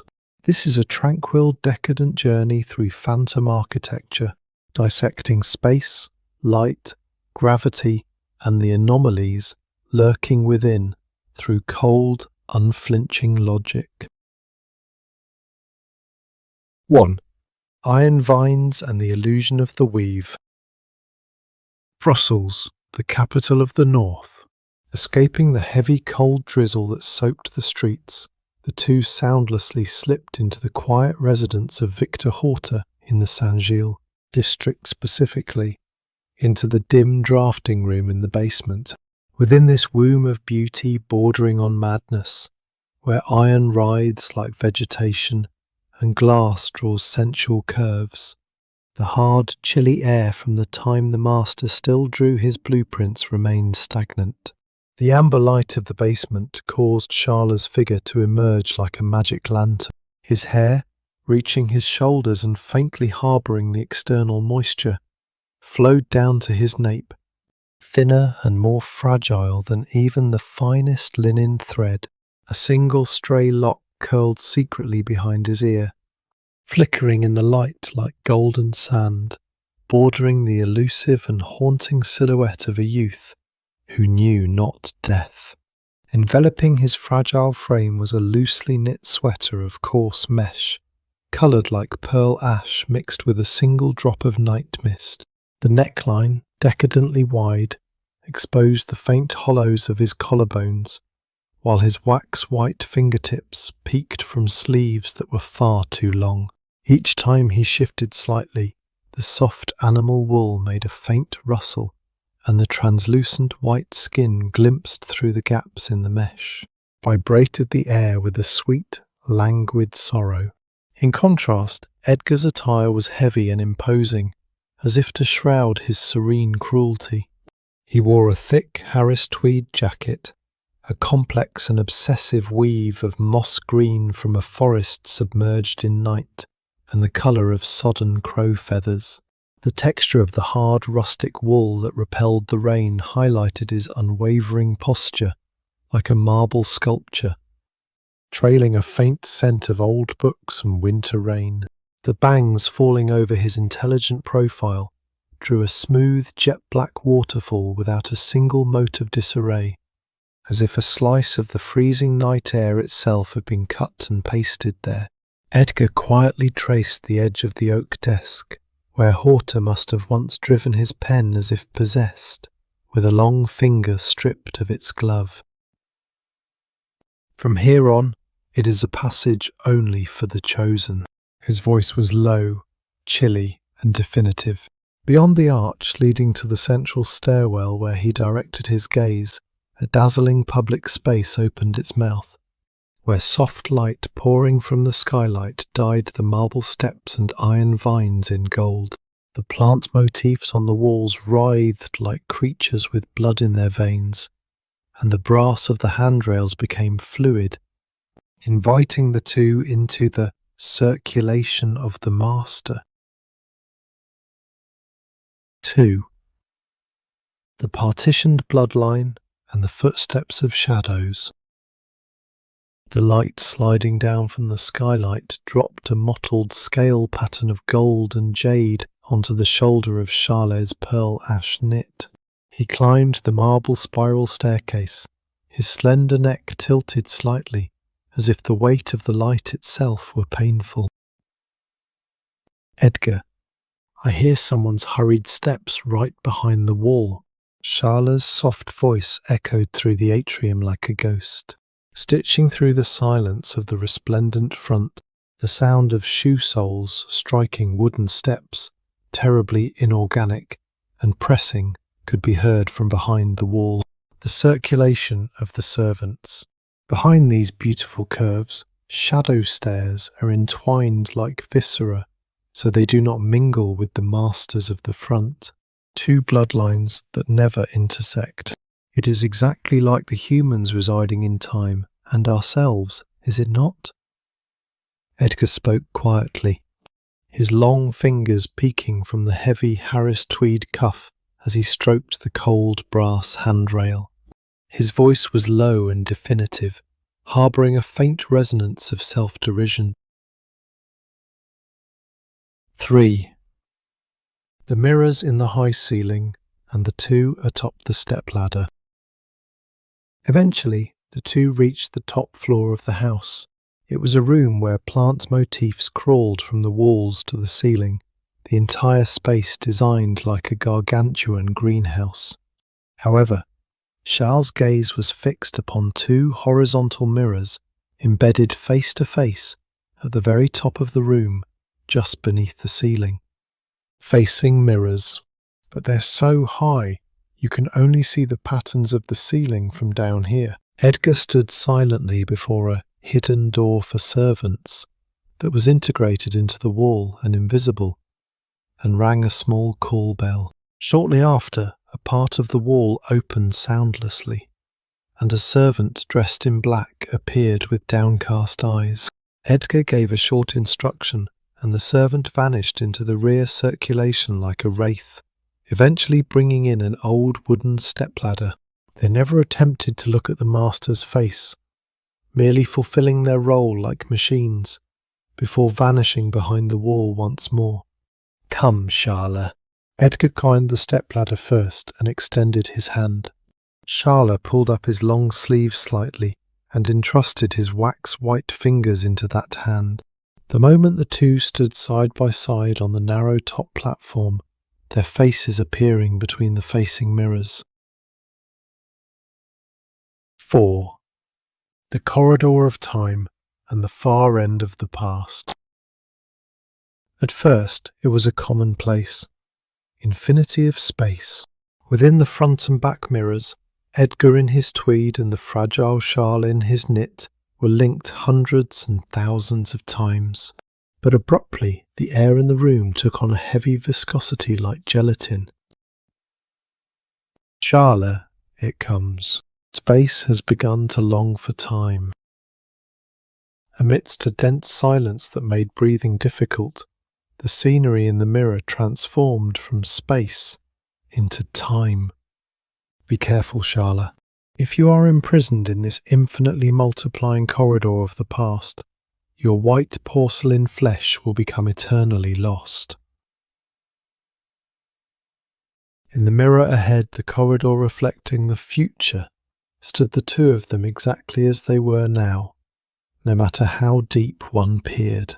A cursed yet beautiful line of despair, destined for eternal cessation, neither growing nor aging. Meanwhile, Edgar's jet-black eyes were sucked into the depths of the mirror behind the corridor reflecting the past. There, layered in tears, were the two of them standing in the recent concrete monastery, the two of them covered in the ash of Notre Dame, the two of them looking up at the angel of Reims. But when he strained his eyes into the depths of that line of the past, to the point where his vision blurred, Edgar's breathing stopped. The line of the two of them, that should have been infinitely linked, abruptly ended at a certain point. The youth with pearl-coloured hair, who should have stood beside him, melted away like a mirage, and in the mirror's corridor, only the figure of Edgar, alone, wearing a jet-black coat, began to link endlessly. And at the far end of the past, even deeper into that line of solitude, there stood the past Edgar himself, possessing a vibrant heat and a fragile glasswork-like delicacy, lacking his current chilly perfection form. From the dimness behind that youth, a woman emerged as if huddling close. Her skin was translucent as thin ice, her hair luxurious as if spun from moonlight. She merely stared back at the Edgar on this side of the mirror, with eyes filled with sorrow. Edgar's long fingers gripped the edge of the stepladder until they turned white. His usual glacial mask cracked completely, his widened eyes fixed upon the phantom of his former self and the woman of moonlight, staring back from the bottom of Horta's infinite facing mirrors. V. The end of the dream and the silent tea party. At the moment, the phantom of the woman, with hair like spun moonlight, stared back from the mirror's depths with eyes full of grief. "Monsieur Edgar, tea is prepared." Abruptly, a voice terribly flat and stripped of emotion echoed from behind the servant's hidden door. That single sentence shattered the gelatinous air of the room as easily as breaking thin ice. Instantly, the agonizing link of time in the mirror vanished, leaving only the figures of the youth in tweed and pearl ash grey standing atop the old wooden stepladder, reflected as a chilly space. Edgar slowly released the tension in his long, stiffened fingers and let out a faint breath. Schale asked nothing, merely grabbing Edgar's cuff like a frightened small bird, and the two descended the stepladder in silence. The dining room they were guided to was a space of dizzying beauty, entirely composed of curves, a table with mahogany legs entwined like plant vines. Upon it sat two white porcelain teacups, delicate as thin skin, steaming side by side. But the two sat facing each other across that beautiful table without exchanging a single word. Schale's eyes, fragile as glass, wandered over Edgar's sunken profile several times, but he could not find his voice. Edgar's gaze remained fixed on the surface of the reddish-brown tea, unmoving. Schale could not fathom how much despair and nostalgia the phantom scene at the end of that infinite past had called forth within him. Tick, tick, somewhere in the house. The sound of clock hands marking time echoed. To them who knew not death, it was a meaningless sound, until the heat of the tea had completely cooled and the mist of Brussels outside the window was dyed in the colours of dusk. A dense, heavy silence enveloped them, as if hundreds of years of infinite time had flowed away within that single room alone. 6. Service of the Master. Eventually, the endless silent tea party concluded. The servant in black appeared soundlessly once more and ushered the two toward the entrance. They descended not the resplendent main staircase, but the quiet shadow circulation. When the heavy oak entrance door was opened, the outside had completely sunk into the cold night mist. The faint light of the gas street lamps made the cobblestones shine like wet obsidian. The moment the two crossed the threshold and inhaled the cold external air, the servant in black, about to close the door behind them, gave a deep, quiet bow. At that moment the light of the street lamp briefly illuminated the servant's face, which had been cast down until then, a strong-willed profile with a fine moustache, deep, intelligent artist's eyes that seemed to see through everything, unbefitting the class of a servant. Seeing this, a rare smile, like the spring thaw, suddenly appeared on Edgar's frozen, handsome face. In this house, The man had yielded the radiant master's circulation to the phantoms residing in time, and had served them himself by passing through the shadow circulation behind the walls. Yes, that servant in black was none other than the creator who had brought this agonizingly beautiful house into being, Victor Horta himself. Edgar said nothing, merely giving a quiet, respectful nod toward him. Horta too nodded deeply in silence and slowly closed the heavy door. Clack! The sound of the brass key falling echoed in the cold mist. With their backs to the closed Art Nouveau house, Edgar and Schale began to walk once more. "Hey Edgar, shall we go eat some mussels?" Schale smiled in the cold mist, peeking his wax-white fingertips from the sleeve of his pearl ash knit. Edgar did not stop his pace, merely letting out a small breath as if a possession had departed, deep within the heavy collar of his Harris tweed. "Yes, let's do that, Schale. The mussels at Aux Armes de Bruxelles in Îlot Sacré are exquisite." The sound of their footsteps striking the damp cobblestones was quietly absorbed into the night of Brussels. Their aimless walk was not yet over. End of Volume 6. The Phantom Archives of Edgar the Architect and Schale by Gen Kagami. Volume 7. Brno. The Transparent Cage. The Void of Villa Tugendhat. Untethered from the concept of time, the genius architect Edgar and the pearl-haired youth Schale wander through eternity, retaining their youthful, exquisite forms. Across eras, they traverse the world's renowned architectural works and the maddening constructs Edgar himself once assembled. This is a tranquil, decadent journey through phantom architecture, dissecting space, light, gravity, and the anomalies lurking within through cold, unflinching logic. 1. Moravian Light and the White Shirt. It was a morning of absolute transparency and brilliance. In Brno, the ancient capital of the Czech Republic, stands the Villa Tugendhat, Mies van der Rohe's masterpiece. In this gargantuan box of light, composed solely of steel and glass, with every shred of ornamentation stripped away, the two were leading a semblance of ordinary life. The colossal glass windows covering the living area from floor to ceiling had been completely lowered into the floor by an electric mechanism. The early summer breeze blowing from the garden flowed gently into the interior. "Hey Edgar, this house really feels as though there's no boundary between the inside and the out." Schale was curled up like a cat in a lounge chair, also designed by Mies, upholstered in vivid red leather. He wore nothing but a single, oversized white broadcloth shirt of high quality, a garment that rightfully belonged to Edgar. He had carelessly rolled up the sleeves and cast his bare feet out against the cold, chrome-plated steel tubing. In his hand, he held a glass of Moravian white wine, shimmering a pale gold as it caught the morning light. There was no heavy tweed here, nor any suffocating phantoms of the past.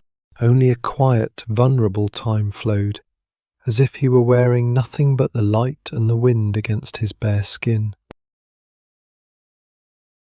2. Structure and grapes. "Schale, though it is before noon, could you not compose your appearance a little more? The linear beauty of this space is being squandered by your slovenliness." From the stainless steel kitchen, the very pinnacle of functionalism, Edgar's quiet, definitive voice resonated. He too was without a jacket, dressed in slim black slacks and a plain white shirt.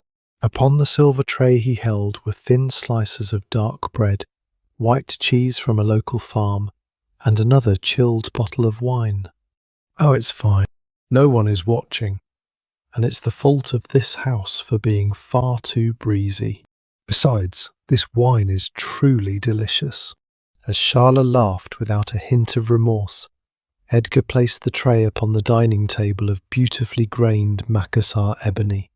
He then silently took the glass from Schale's hand, inspecting its colour and aroma with a touch of chill. "A South Moravian Riesling. Not bad. The minerals brought by the calcareous soil of this region have forged a structure as robust as the steel frame of a building." Edgar tilted the glass, took a sip, and then adopted that same cruel intellectual gaze he used when critiquing architecture. However, the temperature control during fermentation was somewhat lax. The details of the acidity have loosened slightly against the external disturbance of the climate. Compared to the perfect detail of Mises' glass joinery, I must say it tastes rather coarse. As usual, you praise wine like an architect. I like it though, this slightly loose feeling. Giggling, Schale stood and walked barefoot across the marble floor toward the dining table. The inevitability of the manufacturing process determines the final beauty. Architecture and wine are the same in that regard. Now, sit. Before the cheese grows warm. Edgar poured wine into his own glass, and the two sat facing each other across the ebony table. Behind them, a massive wall of monolithic onyx shimmered quietly in the morning light. The quiet, decadent brunch of the ghosts who lived for eternity was about to begin. 3. Return on the slope and steel details.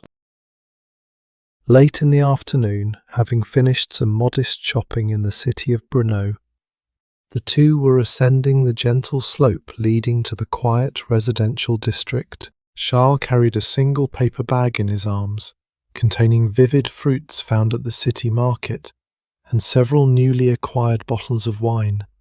He had changed from his vulnerable morning appearance, now wearing a light spring coat with a scarf loosely wound around his neck.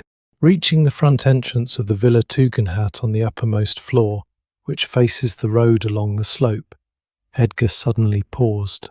His quiet gaze was fixed upon the steel handrail leading to the entrance of milk-white glass. "Look at this, Schale, the junction of this handrail." Edgar softly traced the smooth curve of the steel with a long finger, having removed his soft leather glove. The welding marks had been completely polished away. It possesses neither a millimetre of error, nor even a seam, as if it were born into this shape from the very beginning. God is in the details. Mises' perfectionism, which one might call madness, is condensed into this single length of steel. Truly. It's cold, yet it possesses a somehow soft touch. Schale stood beside him, softly touching the ultimate skin of the metal. Because all ornamentation had been stripped away, the supreme beauty inherent in the material itself stood out. For a while they remained speechless, savouring the serene detail. 4. The Arc of Stairs and the Winter Garden. They opened the entrance door inset with frosted glass and entered the residence. From the roadside, the house appeared to be a single-storey structure, but a gargantuan living space unfolded on the floors below, following the descent of the slope. The two quietly descended the stairs, which described a beautiful arc enveloped by milk-white glass walls. Reaching the vast living area, Schale placed the paper bag upon the ebony dining table with a soft thud and exhaled a small breath. Just walking a little makes me feel a very human sense of fatigue. I smell the green. Schale's gaze was drawn toward the winter garden at the back of the living area, partitioned by glass. There, several pots of tropical plants spread their verdant leaves. Schale opened the sliding glass door and stepped inside, softly trailing his wax-white fingertips along the underside of a large monstera leaf. to enclose nature life within a box of inorganic steel and glass. Perhaps Mies was more of a lonely soul than one might think. Who can say? To him, perhaps even the organic curves of these plants were merely calculated ornamentation to highlight the linearity of his own space. From the centre of the living area, Edgar quietly watched Schale's back as he played with the greenery. V. The motor sound of dusk. Before long, a cold wind characteristic of twilight began to blow in through the gargantuan windows left wide open. Schale's slender shoulders shivered slightly. It's grown a bit chilly. Edgar walked to the wall and quietly pressed a button. A low, heavy humming of a motor whir echoed through the space. Then the massive glass windows that had been stored beneath the floor began to rise slowly, yet with certain power. The boundary that had connected the garden and the interior was being partitioned once more by a single, gargantuan, transparent wall. With a faint clink, the windows closed completely. The sound of the wind was cut off, and the residence regained its perfect silence. As a transparent cage, though the view outside remained as it was, the temperature and the air of the space shifted into something protected. This is better. It would be troublesome if you were to catch a cold. Edgar released his hand from the motor switch and quietly looked down at the Brno cityscape as twilight approached through the gargantuan glass. 6. Flicker of slumber. After the glass windows were closed and the residence became a complete, transparent cage, the two sat upon the sofa in the living area as they peeled the vivid fruits Schale had bought and tilted glasses of. Palaver, a wine with a characteristic floral aroma. The world outside the window had completely submerged into a deep indigo night. Only the onyx wall flickered eerily, caught in the interior's indirect lighting. Suddenly the air in the room trembled. Flicker, the overhead lights blinked, and the low hum of the air conditioning that filled the residence cut out unnaturally. Absolute silence, followed by abrupt darkness. It is coming, Schale. The architecture has begun to dream of us. Within the darkness, Edgar's quiet, definitive voice resonated. He placed his glass upon the table and stood without hesitation, even in a vision not yet adapted to the dark. Honestly, even though we are finally on holiday, this box has a rather restless way of sleeping. It is the reaction to an overly perfect rationality. The more a heart is like clockwork, the more it tends to see strange dreams at the slightest provocation. Edgar took Schale's hand and headed further down the arc of stairs submerged in darkness. Their goal was the massive underground machine room that governed the respiration of this residence, a space where the scent of cold concrete and a faint aroma of ozone drifted. 7. Iron veins and the customary requiem.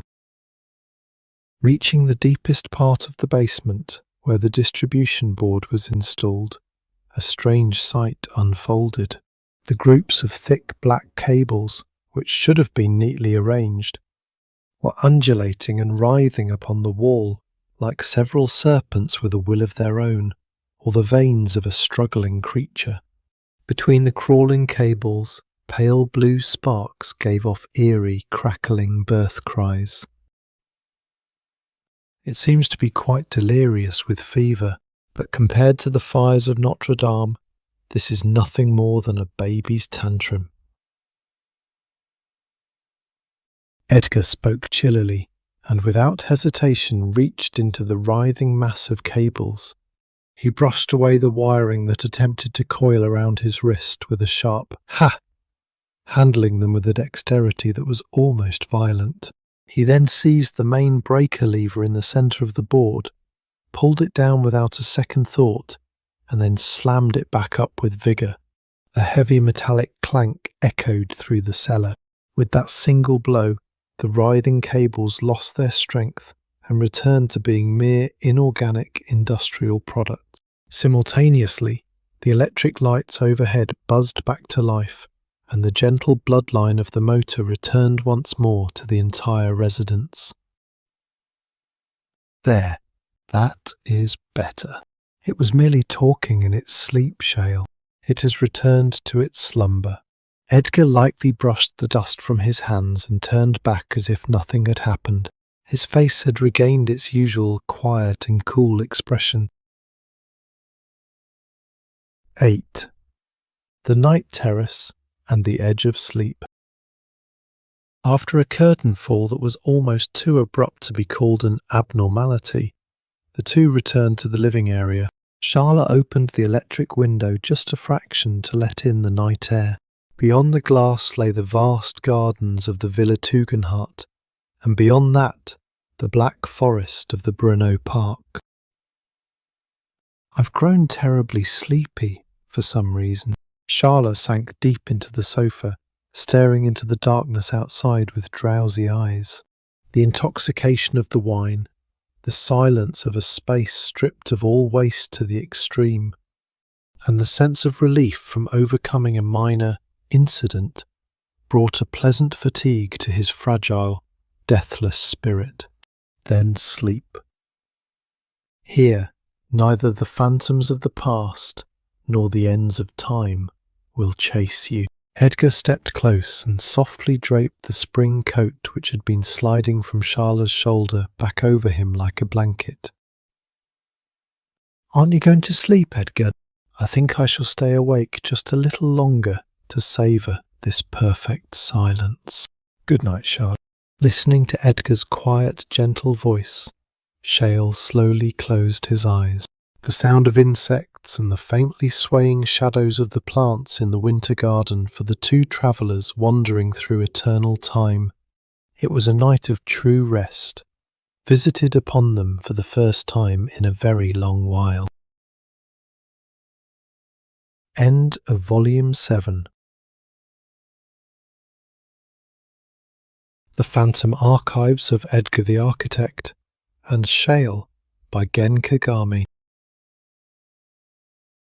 Volume 8. Vonce. The Ark of Light or the Apostate's Church. Untethered from the concept of time, the genius architect Edgar and the pearl-haired youth Schale wander through eternity, retaining their youthful, exquisite forms. Across eras, they traverse the world's renowned architectural works and the maddening constructs Edgar himself once assembled. This is a tranquil, decadent journey through phantom architecture, dissecting space, light, gravity, and the anomalies lurking within through cold, unflinching logic. 1. Nordic Melancholy and the Ticket to the South. Helsinki, Finland. Though they had occupied Alvar Aalto's warm atelier, the world outside the window remained heavy, a leaden sky hanging low over the earth. In the midst of the dreary Nordic winter atmosphere, where darkness falls by mid-afternoon, Schale let out an overtly weary sigh from atop an emerald-green sofa. Hey Edgar, I like Aalto's wood and brick, but the sky in this city is too sombre. It feels as if even the blueprints you're drawing might grow damp with gloom. Do not complain. I chose this place to warm your body, which had grown chilled in Mises' transparent box. Edgar, seated at a massive wooden drafting table, cast a chilling glance towards Schale from beneath his jet-black fringe. His quiet, definitive voice carried a trace of exasperation. In that case, I have a most fitting request for you. Schale, dangling his bare feet over the edge of the sofa, playfully waved an old sheet of letter paper. The south of France, the Côte d'Azur, where the sun shines and a dry wind blows. And the client? He's the grandson of a man you looked after 75 years ago. You've been hand-picked in his will. 2. The light from 75 years ago. 75 years ago. That would be just after the Great War, when humans were still fretting over their daily bread amidst the rubble. Edgar set down his Caran d'Ache pencil and slowly rose from the drafting table. Though he spoke of 75 years, a span of time capable of swallowing the entirety of human birth, aging, sickness and death, his appearance remained that of a young, beautiful man, without a single shadow of aging. When it comes time to commission a new work for our family, you must seek an architect by the name of Edgar, so it says. Schale read the Ancient Testament aloud, adopting an intentionally theatrical tone. He is a youth with jet black hair, always garbed in heavy attire. He speaks in an exceedingly quiet and definitive manner. No matter how youthful he may appear, you must never doubt him. For we are still sustained today by the light of that church of aspiration he built for our town in the darkness after the war. Finishing the letter, Schale let out a malicious little giggle. A masterpiece, truly. You who know that God does not exist and have been forsaken by time itself, designed a church for desperate humans to pray for future and hope. Do they mistake you for a divine messenger of some sort? 3. The apostate's architecture and the small museum. A mockery of fate. For us, who possess no death, the concept of tomorrow does not exist. It is precisely because of this that I was able to create a space for humans who desperately seek light within their limited time, crafted with a beauty that is almost cruel, based solely on calculations of mechanics and optics. Edgar spoke chillily, averting his eyes from the leaden sky outside to the new commission in Schale's hand. By the side of the church, built by an apostate who believes in no God, what does this grandson ask me to design now? A small museum. Schale leaned forward, lowering his voice slightly. A small museum filled with light, meant to display the vast memories left by his grandfather, and a collection of antique clocks. The site is directly adjacent to that very church. A collection of clocks. The moment those words fell, the air in the atelier tightened. The phantom of Alan fiddling with a clock in the depths of Horta's facing mirrors flickered through their minds. I see. It seems this will not be a sweet vacation of simply drawing blueprints under the Provençal sun. Edgar's cruel lips curved into an arc that could have been either a self-derisive smile or the grin of a hunter. He heedlessly crumpled the tracing paper on his desk into a ball and tossed it into the bin, reaching for the Harris tweed jacket draped over the back of his chair. Let's go, Schale. I have no more business with this dismal city. 4. The walled city and the labyrinth of light. In total contrast to the leaden sky of Helsinki, the sky over the Côte d'Azur was dyed a violent, eye-stinging ultramarine. The two arrived in Vence, a walled city built upon a hill overlooking the Mediterranean. Schale walked with a buoyant stride through the narrow cobblestones of the old town Vieilleville, which still bore the deep traces of the Middle Ages. In the labyrinthine alleys, tall stone houses cast deep shadows, with only the sliver of sky above shining white.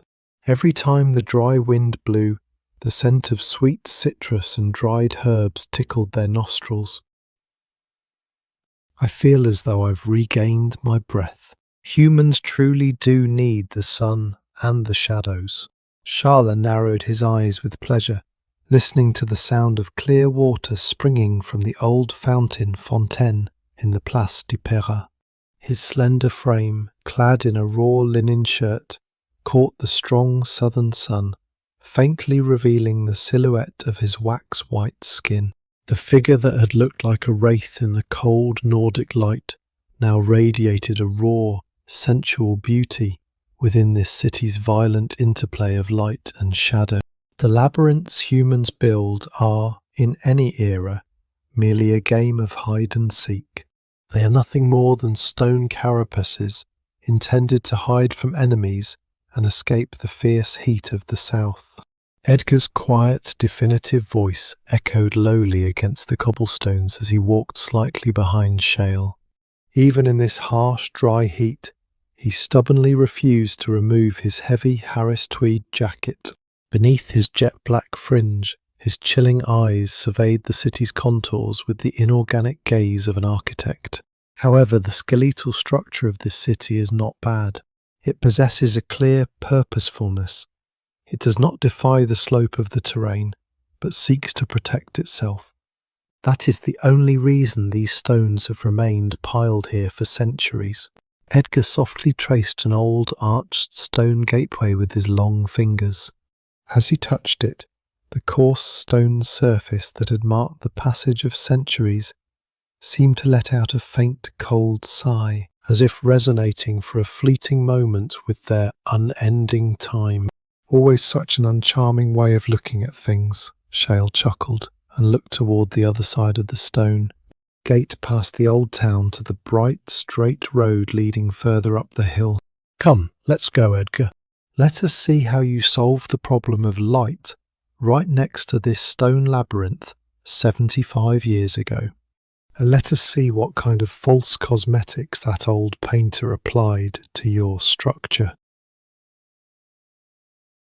V. The Vonce sunshine and the painter's lie. The hill of Vonce, where a dry wind blew. The two now stood before a small church with pure white exterior walls that seemed to melt into the blue sky, topped with a geometric blue and white roof. No matter how many times I see it, I can't help but laugh, Edgar. Everyone in the world believes without a doubt that this Chapelle du Rosaire is a miraculous space designed by the painter Henri Matisse. Schale narrowed his eyes against the glare, shielding his sight with wax-white fingers as he looked up at the church's facade. The blue, green and yellow light spilling from the stained glass cast vivid phantoms of colour upon the white marble floor. Certainly the black-lined sacred murals and the dance of colours were the work of that old painter's brush. However, the overwhelming serenity and the calculation of light within the space were never born from a paintbrush. A painter cannot create the skeleton of a space. Edgar, still garbed in his heavy Harris tweed despite the intense southern sun, spoke quietly and definitively. There was not a shred of anger toward historical fallacy in his voice, only the resonance of cold, hard fact. The essence of design is purposefulness. It is to solve someone's problem through a unique method and sublimate it into a higher dimension of beauty and rationality. That is all. Edgar traced a line in the air with a long finger, following the roofline of blue and white tiles. 75 years ago, what the nuns suffering from the scars of the Great War sought was light for their prayers. I presented the perfect architectural skeleton structure to serve as the canvas for that problem. That old painter merely applied the cosmetics of colour atop the high-dimensional rationality I had prepared. 6. The Archive of Clock Grave Posts. The words of an apostate architect, utterly arrogant, yet an absolute truth. Schale chuckled and shifted his gaze from the beautiful stained glass of the church to the vacant lot in the olive grove stretching out beside it. So, what problem are you going to solve this time? Who can say? It depends on what the grandson of that client fears, and what he is trying to entomb. Edgar thrust both hands into the pockets of his tweed staring chillily at the parched earth of the site. A museum to display the vast memories left by his grandfather, and a collection of antique clocks. A vessel for lining up the carcasses of machines that mark time. It is no longer a museum. It is closer to a mausoleum. At that moment, an elderly man was seen slowly approaching from the shade of the olive trees. The man, dressed in a high-quality linen suit, caught one glimpse of Edgar's young and beautiful form, and immediately fell to his knees as if touched by a divine miracle. Oh, my grandfather's testament was true. Master Edgar, I am couturier. Please, with your own hands, build the mansion that will entomb the time of our family. End of Volume 8. The Phantom Archives of Edgar the Architect and Schale by Gen Kagami. Volume 9. Vence, the Architect. Edgar. Untethered from the concept of time, the genius architect Edgar and the pearl-haired youth Schale wander through eternity, retaining their youthful, exquisite forms. Across eras, they traverse the world's renowned architectural works and the maddening constructs Edgar himself once assembled.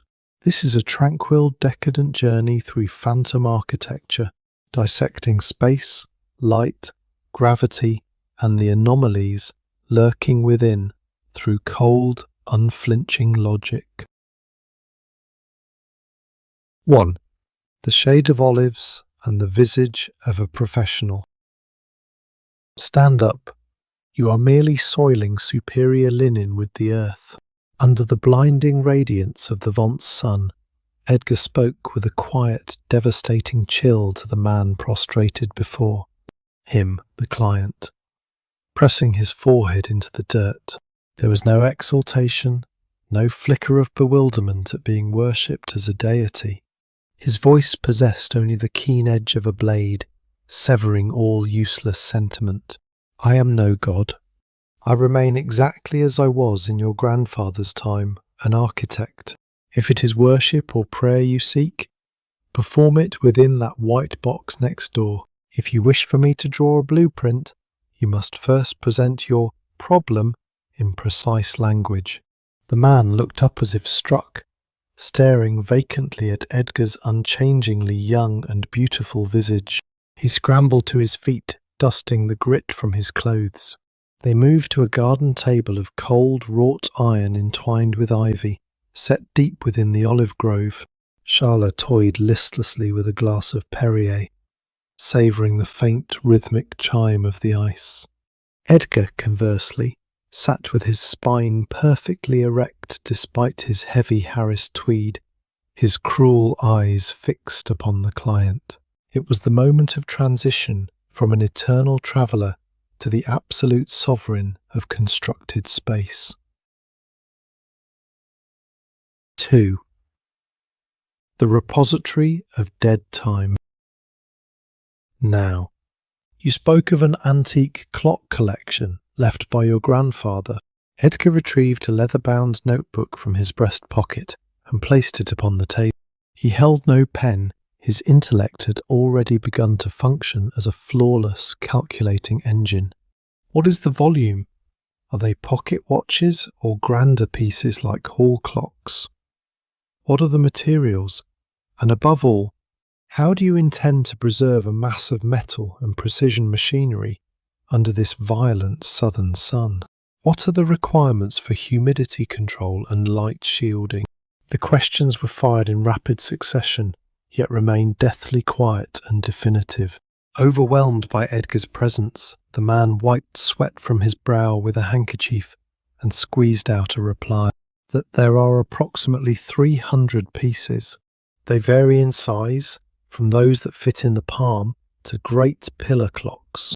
However, there is no need to be so fastidious about their preservation, because, well, all 300 of them are broken.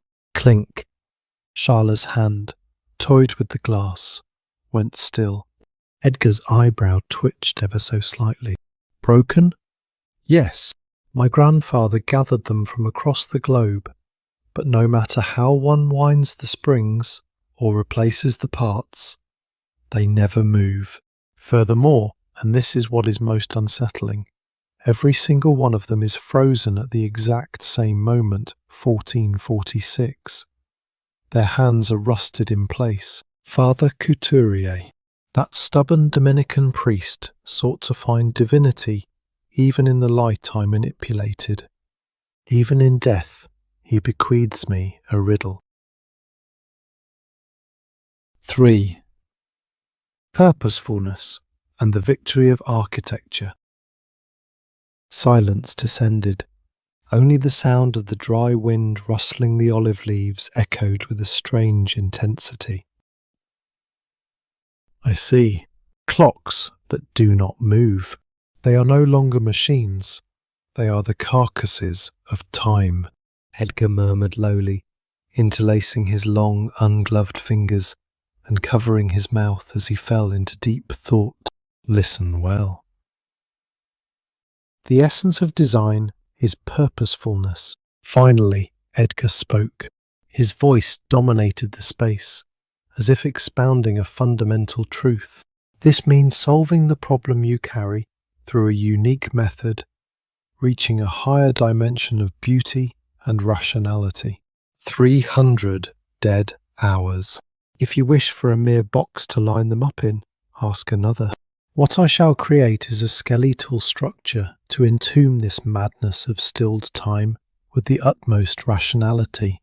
Edgar's jet-black eyes pierced the man. And remember this, good interiors are never born from good architecture.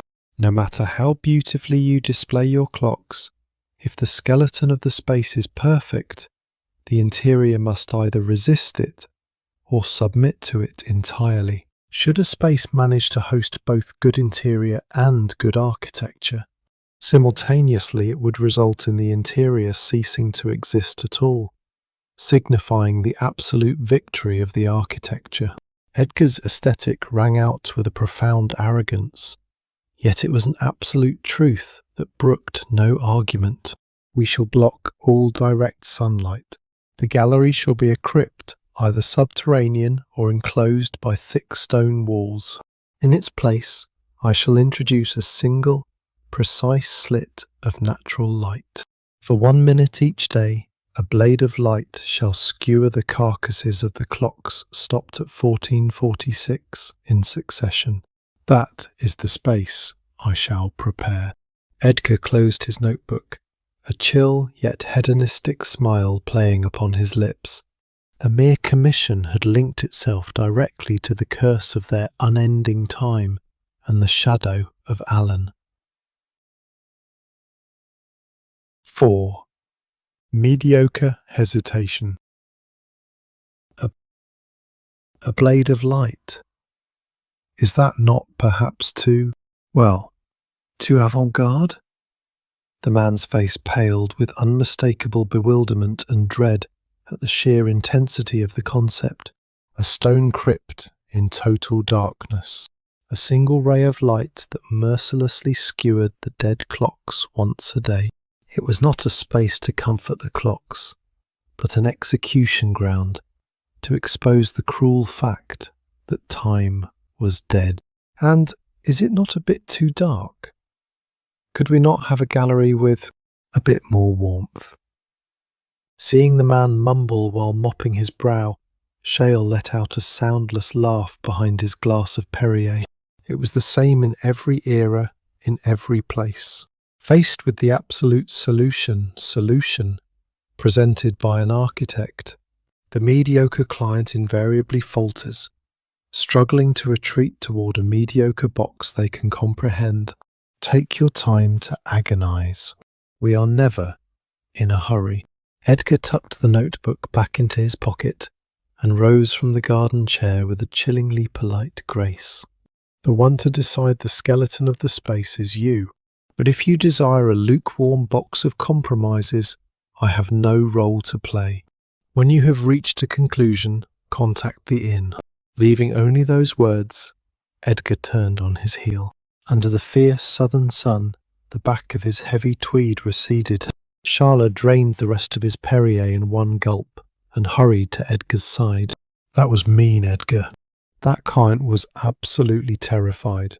Anyone who is shown the truth is blinded at first.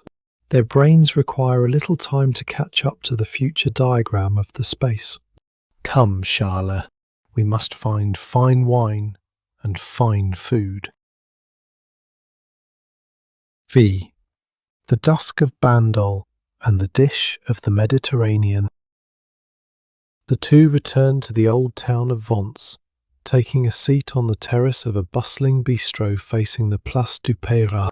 It was the hour of dusk. The sky, once a violent white, began to sink into hues of apricot and deep purple as the dry wind pleasantly cooled the heat of the cobblestones. First, the wine. It would be churlish to toast with water in Provence. Edgar stopped a garçon and, without hesitation, designated a bottle. Bandol Rosé. Well chilled. Before long, a bottle frosted from ice water and large glasses were brought. The liquid poured into the glasses was not a mere shallow pink. It was a deep salmon pink, tinged with a faint amber, as if the sunset itself had been dissolved within it. Schale gripped the stem of the glass with his slender fingers, gazing rapturously at the colour through the light. A beautiful colour, like the twilight of the south. It is unlike those frivolous rosés. It is a wine with an extremely robust skeleton structure, crafted from the difficult Mourvèdre grape that draws from the calcareous terroir of this land. Edgar tilted his glass, narrowing his eyes as if to confirm the complexity of the aroma. "Take a sip." Behind the brilliance of red fruits, you should find hidden spices, herbs, and a heavy minerality akin to the foundation of a building, though it may be a bit too stimulating for that slender throat of yours. "Don't treat me like a child." Schale sulked slightly and took the rosé into his mouth. Instantly, along with the fresh fruitiness, the wild scent of black pepper and dried herbs escaped through his nostrils, and he let out a soft breath. Then, large platters laden with the fertile scents of the south were brought in succession. First, tapenade, black olives, anchovies and capers kneaded with olive oil. They spread it thickly upon rustic bread, pain de campagne, toasted crisp on the surface. The intense aroma of garlic and the sea collided perfectly with the spicy skeleton of the Bandol Rosé, exploding in the mouth. It's so delicious. This wine, its contours become so sharp when paired with food. Naturally.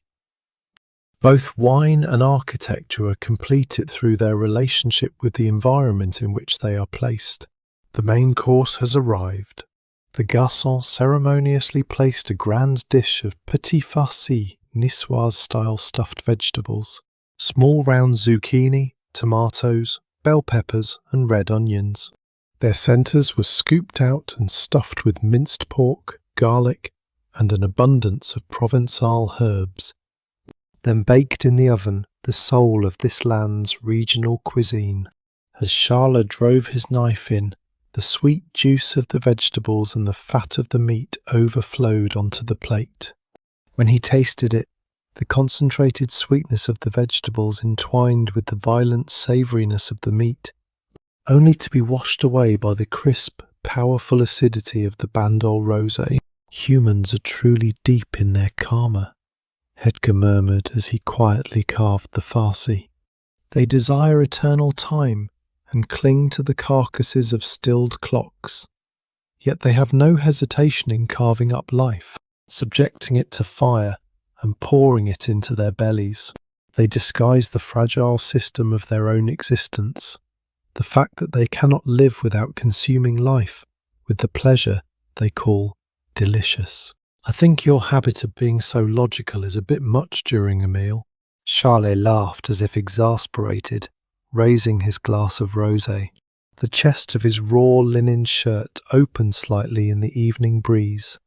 The two ghosts of eternal time quietly surrendered themselves to the raw taste of life in the south and the intoxication of the wine. End of Volume 9. The Phantom Archives of Edgar the Architect and Schale by Gen Kagami. Volume 10. Irkutsk, the Northern Flames, the Onions of Kazan. Untethered from the concept of time, the genius architect Edgar and the pearl-haired youth Schale wander through eternity, retaining their youthful, exquisite forms. Across eras, they traverse the world's renowned architectural works and the maddening constructs Edgar himself once assembled. This is a tranquil, decadent journey through phantom architecture, dissecting space, light, gravity, and the anomalies lurking within through cold, unflinching logic. 1. The hallucination of the silver world and the silver fox fur. In the extreme cold of Irkutsk, Siberia, the atmosphere plunged below -30 degrees Celsius. It surpassed the sensation of mere coldness, delivering a piercing pain deep into the lungs, as if one were inhaling shards of shattered glass. My breath. It feels as though it might freeze and shatter before it falls, Edgar. In the midst of the pure white snow and the frost-laden mist, Schale huddled into himself, his voice trembling faintly. The thin linens of the south of France had long since vanished. His slender frame was now enveloped in a thick cloak of silver fox fur that seemed to melt into the snow. His face was half buried in the soft pelage, and his pale eyelashes were frozen over with rime, the crystallized remains of his own breath. In this polar chill, his innocent, deathless visage radiated a translucence that was almost cruel. Do not let your face wander too far from the fur. That thin skin of yours would succumb to frostbite and blacken with necrosis in less than 10 minutes. From ahead, Edgar's quiet yet definitive voice cut through the blizzard. He wore a heavy, double-breasted ulster coat of midnight black Melton wool, tailored for naval use. With his collar turned high and his hand encased in black leather firmly pulling Schale's slender arm, he pressed forward, treading deeply into the snow. Even in this extremity of cold, Edgar's stride remained unerring. Beneath his jet-black fringe, his intelligent eyes were fixed upon a single point. Ahead, a spectral hallucination of colours shimmering faintly beyond the whiteout. We have arrived. Behold, the form of prayer in the far north. Edgar stopped. Through the gap in his silver fox hood, the sight rushed into Schale's vision. Within the desperate silver world of pure white, a wall of crimson brick rose up like fresh blood spilled upon the snow. Atop its summit sat several onion-shaped domes, cupolas of an extraordinary form, appearing as though the blue of the sky had been frozen and flecked with gold leaf, piercing the heavy snow clouds. The Kazan church of Irkutsk. In a Siberian winter stripped of all hue, it was a miraculous, monstrous architecture, born from a manic human craving for colour and ornament. 2. The purposefulness of frozen flames. It looks like a castle from a fairy tale. Why does it possess such a strange form? Schale murmured, entranced by the surreal contrast of red and blue, momentarily forgetting the cold. The essence of design is always purposefulness, Schale. It is the resolution of someone's problem through a unique method. Edgar cast a glance at the red brick walls pelted by the fierce snow and began to speak quietly. In Siberia, the greatest problem is snow.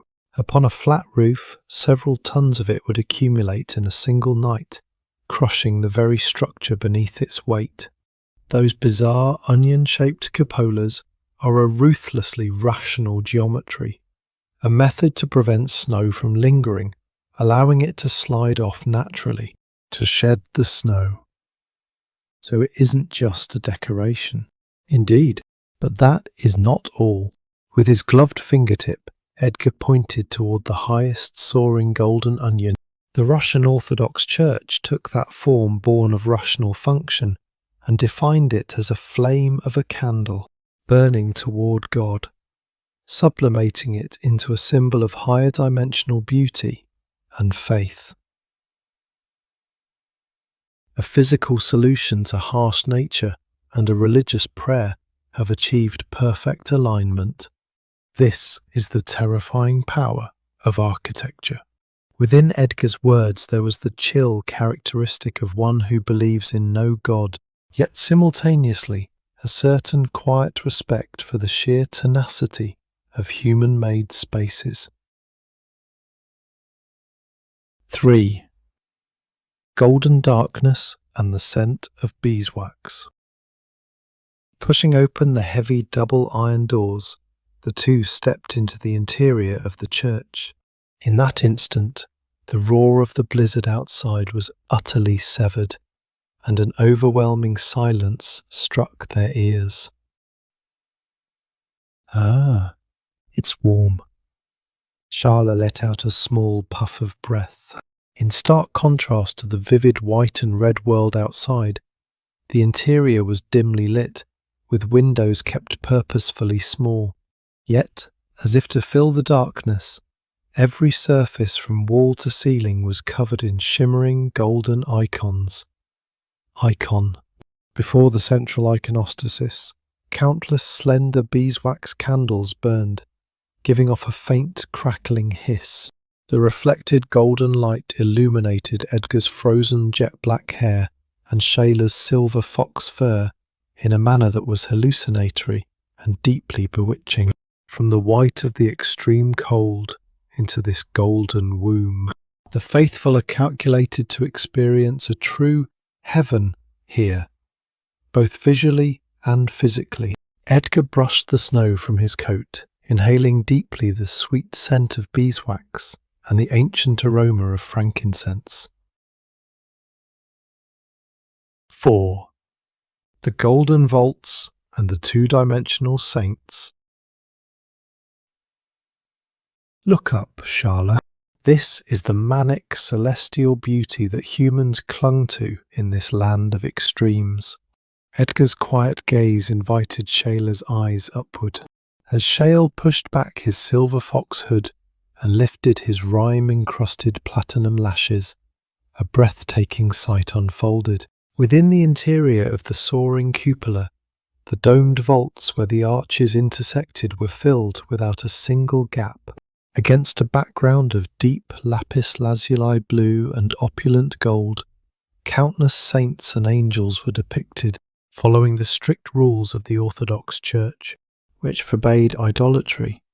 They were rendered as thoroughly flat, two-dimensional icons, devoid of any three-dimensional sense of flesh.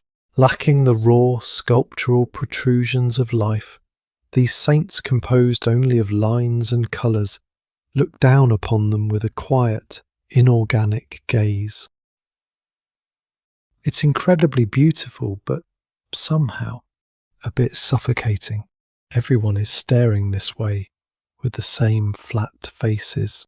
Naturally, they are not humans, they are mere symbols, icons. By excluding the rawness of the flesh, they fix eternal sanctity into the space. It is a calculated flatness, perfectly integrated with the architectural structure. Edgar kept his hands in the pockets of his heavy coat, looking up at the ceiling with a chilled admiration. It was immediately after this that the first faint crack appeared in that perfect space of symbols. The throbbing ceiling. Sizzle. The countless beeswax flames before the iconostasis swayed violently all at once, despite the lack of any draught. Simultaneously, the sweet frankincense filling the hall transmuted into something lukewarm and foul. It was the scent of a beast's body odour smeared in mud, or perhaps the smell of blood and sweat from a human delirious with fever. "It is coming, Schale." The planes wished to raise their dimension. Edgar's quiet, definitive voice rang through the golden darkness. As if on cue, the blue and gold of the vault began to throb with a sickening pulse. Thump, thump, like rotting meat. "Edgar, the paintings on the ceiling!" Schale clutched his silver fox fur, backing away in fear. The faces of the saints, which should have been flat, two-dimensional symbols, had suddenly distorted into hideous shapes and begun to possess three-dimensional flesh. Dark stains and deep wrinkles were etched into their once smooth cheeks. Their eyes became bloodshot, and lukewarm breath was exhaled in white puffs from their thin lips. It was no sacred miracle. It was the raw, tenacious desire for life itself, the mud-caked obsession of the countless humans who, while freezing and starving in the Siberian cold, had clung to this red brick church praying, "I want to live. I do not want to die." To Edgar and Schale, who possessed no death and merely drifted through eternal time, this was the most loathsome and incomprehensible of emotions. The hot, viscous attachment to life, the desire to see tomorrow, even if one must age, wither, distort into ugliness, or crawl through the mire. This obsession was breaking through the flat icons, threatening to rain down upon them from the ceiling as a sludge of fleshy masses. How hideous! To smear one's own inferior viscera across a plane that symbolizes eternity. Faced with the bloodshot throng of the living descending from above, Edgar's jet-black eyes did not waver in the slightest. He spat those words with chilled contempt and, with his hand encased in leather, struck a thick, soaring pillar beside him with his open palm. Crack! The dry sound of the impact echoed through the hall. "Wake up, you mere box of bricks. What supports you is not the sweltering survival instincts of the faithful. It is the mechanics of gravity and the arch, the method calculated by us, the architects. Do not dream such inferior dreams." Edgar's absolute and arrogant declaration of purposefulness. The moment those words pierced the skeleton of the space, the ceiling, which had given one final massive throb, snapped back into place as if a spell had been broken. In an instant, it returned to the flat, serene, two-dimensional icons of before. Left behind were only the quietly burning beeswax candles and the frozen silence of the church. Honestly, nothing taints the purity of a space quite like the human obsession with life. Edgar brushed the dust from his gloves as if nothing had happened, turning back to the still trembling Schale and letting out a sigh of slight exasperation. 6. The Baikal hellscape and the innocent roar of laughter. Leaving the Kazan church and its lukewarm dreams, the two entered their arranged vehicle and drove for an hour through the frozen, snow-covered roads. Their destination was the shore of Lake Baikal, the gargantuan water mirror hailed as the Pearl of Siberia. The moment he alighted from the car, Schale buried his face in his silver fox fur, his eyes widening as if seeing the impossible. There was not a trace of a tranquil lake surface. As far as the eye could see, the vast water mirror was completely frozen over by the extreme cold, and furthermore, it had been cracked and buckled into ridges several meters high by the tremendous pressure of nature. The thick blue ice groaned and shrieked as it collided, thrusting countless shards toward the heavens like sharp fangs or glass splinters.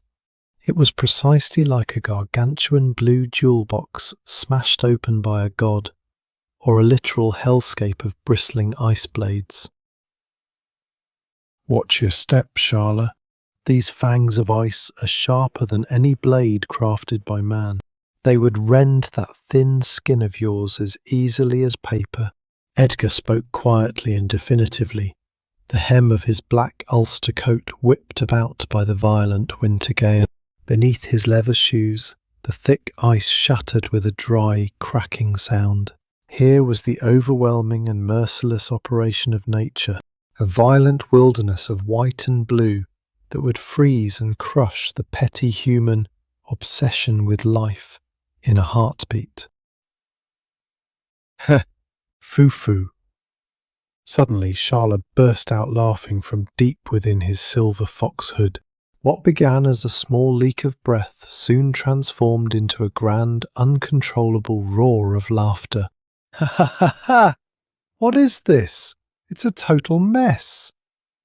No matter how much humans pray for eternity in their cathedral vaults, once you see something like this, it all becomes a lie, doesn't it? Laughing uncontrollably, Schale scrambled with precarious steps up a slick, sliding slope of ice and clung to a gargantuan fang of blue ice. Seeing that innocent figure, the poison suddenly drained from Edgar's chilled face. And then he too let out a voice louder than anything one might have imagined from him, laughing toward the icy hellscape. Ha ha ha ha! Ah, truly, a masterpiece. No matter how perfectly we attempt to dominate space with our mechanics, method it is all equivalent to child's play before this aimless, erratic violence. Edgar kicked a shard of ice as he followed after Schale, his eyes misting with laughter. The cold polar wind carried their laughter far into the Siberian sky. Why was this icy hell so incredibly humorous to them? Was it because they themselves, stilled for eternity, resembled this frozen lake? Or was it because the riotous chaos of nature, devoid of all reason or purposefulness, had liberated them from the heavy karma of humanity? Even for the two of them, such a thing was unknown. There was no need to know. There, amidst the blue shards of shattered ice, the two who lived for eternity were laughing together, deeply joyful and innocent. That landscape alone was more beautiful and cruel than any masterpiece of architecture, etched forever into the Siberian horizon.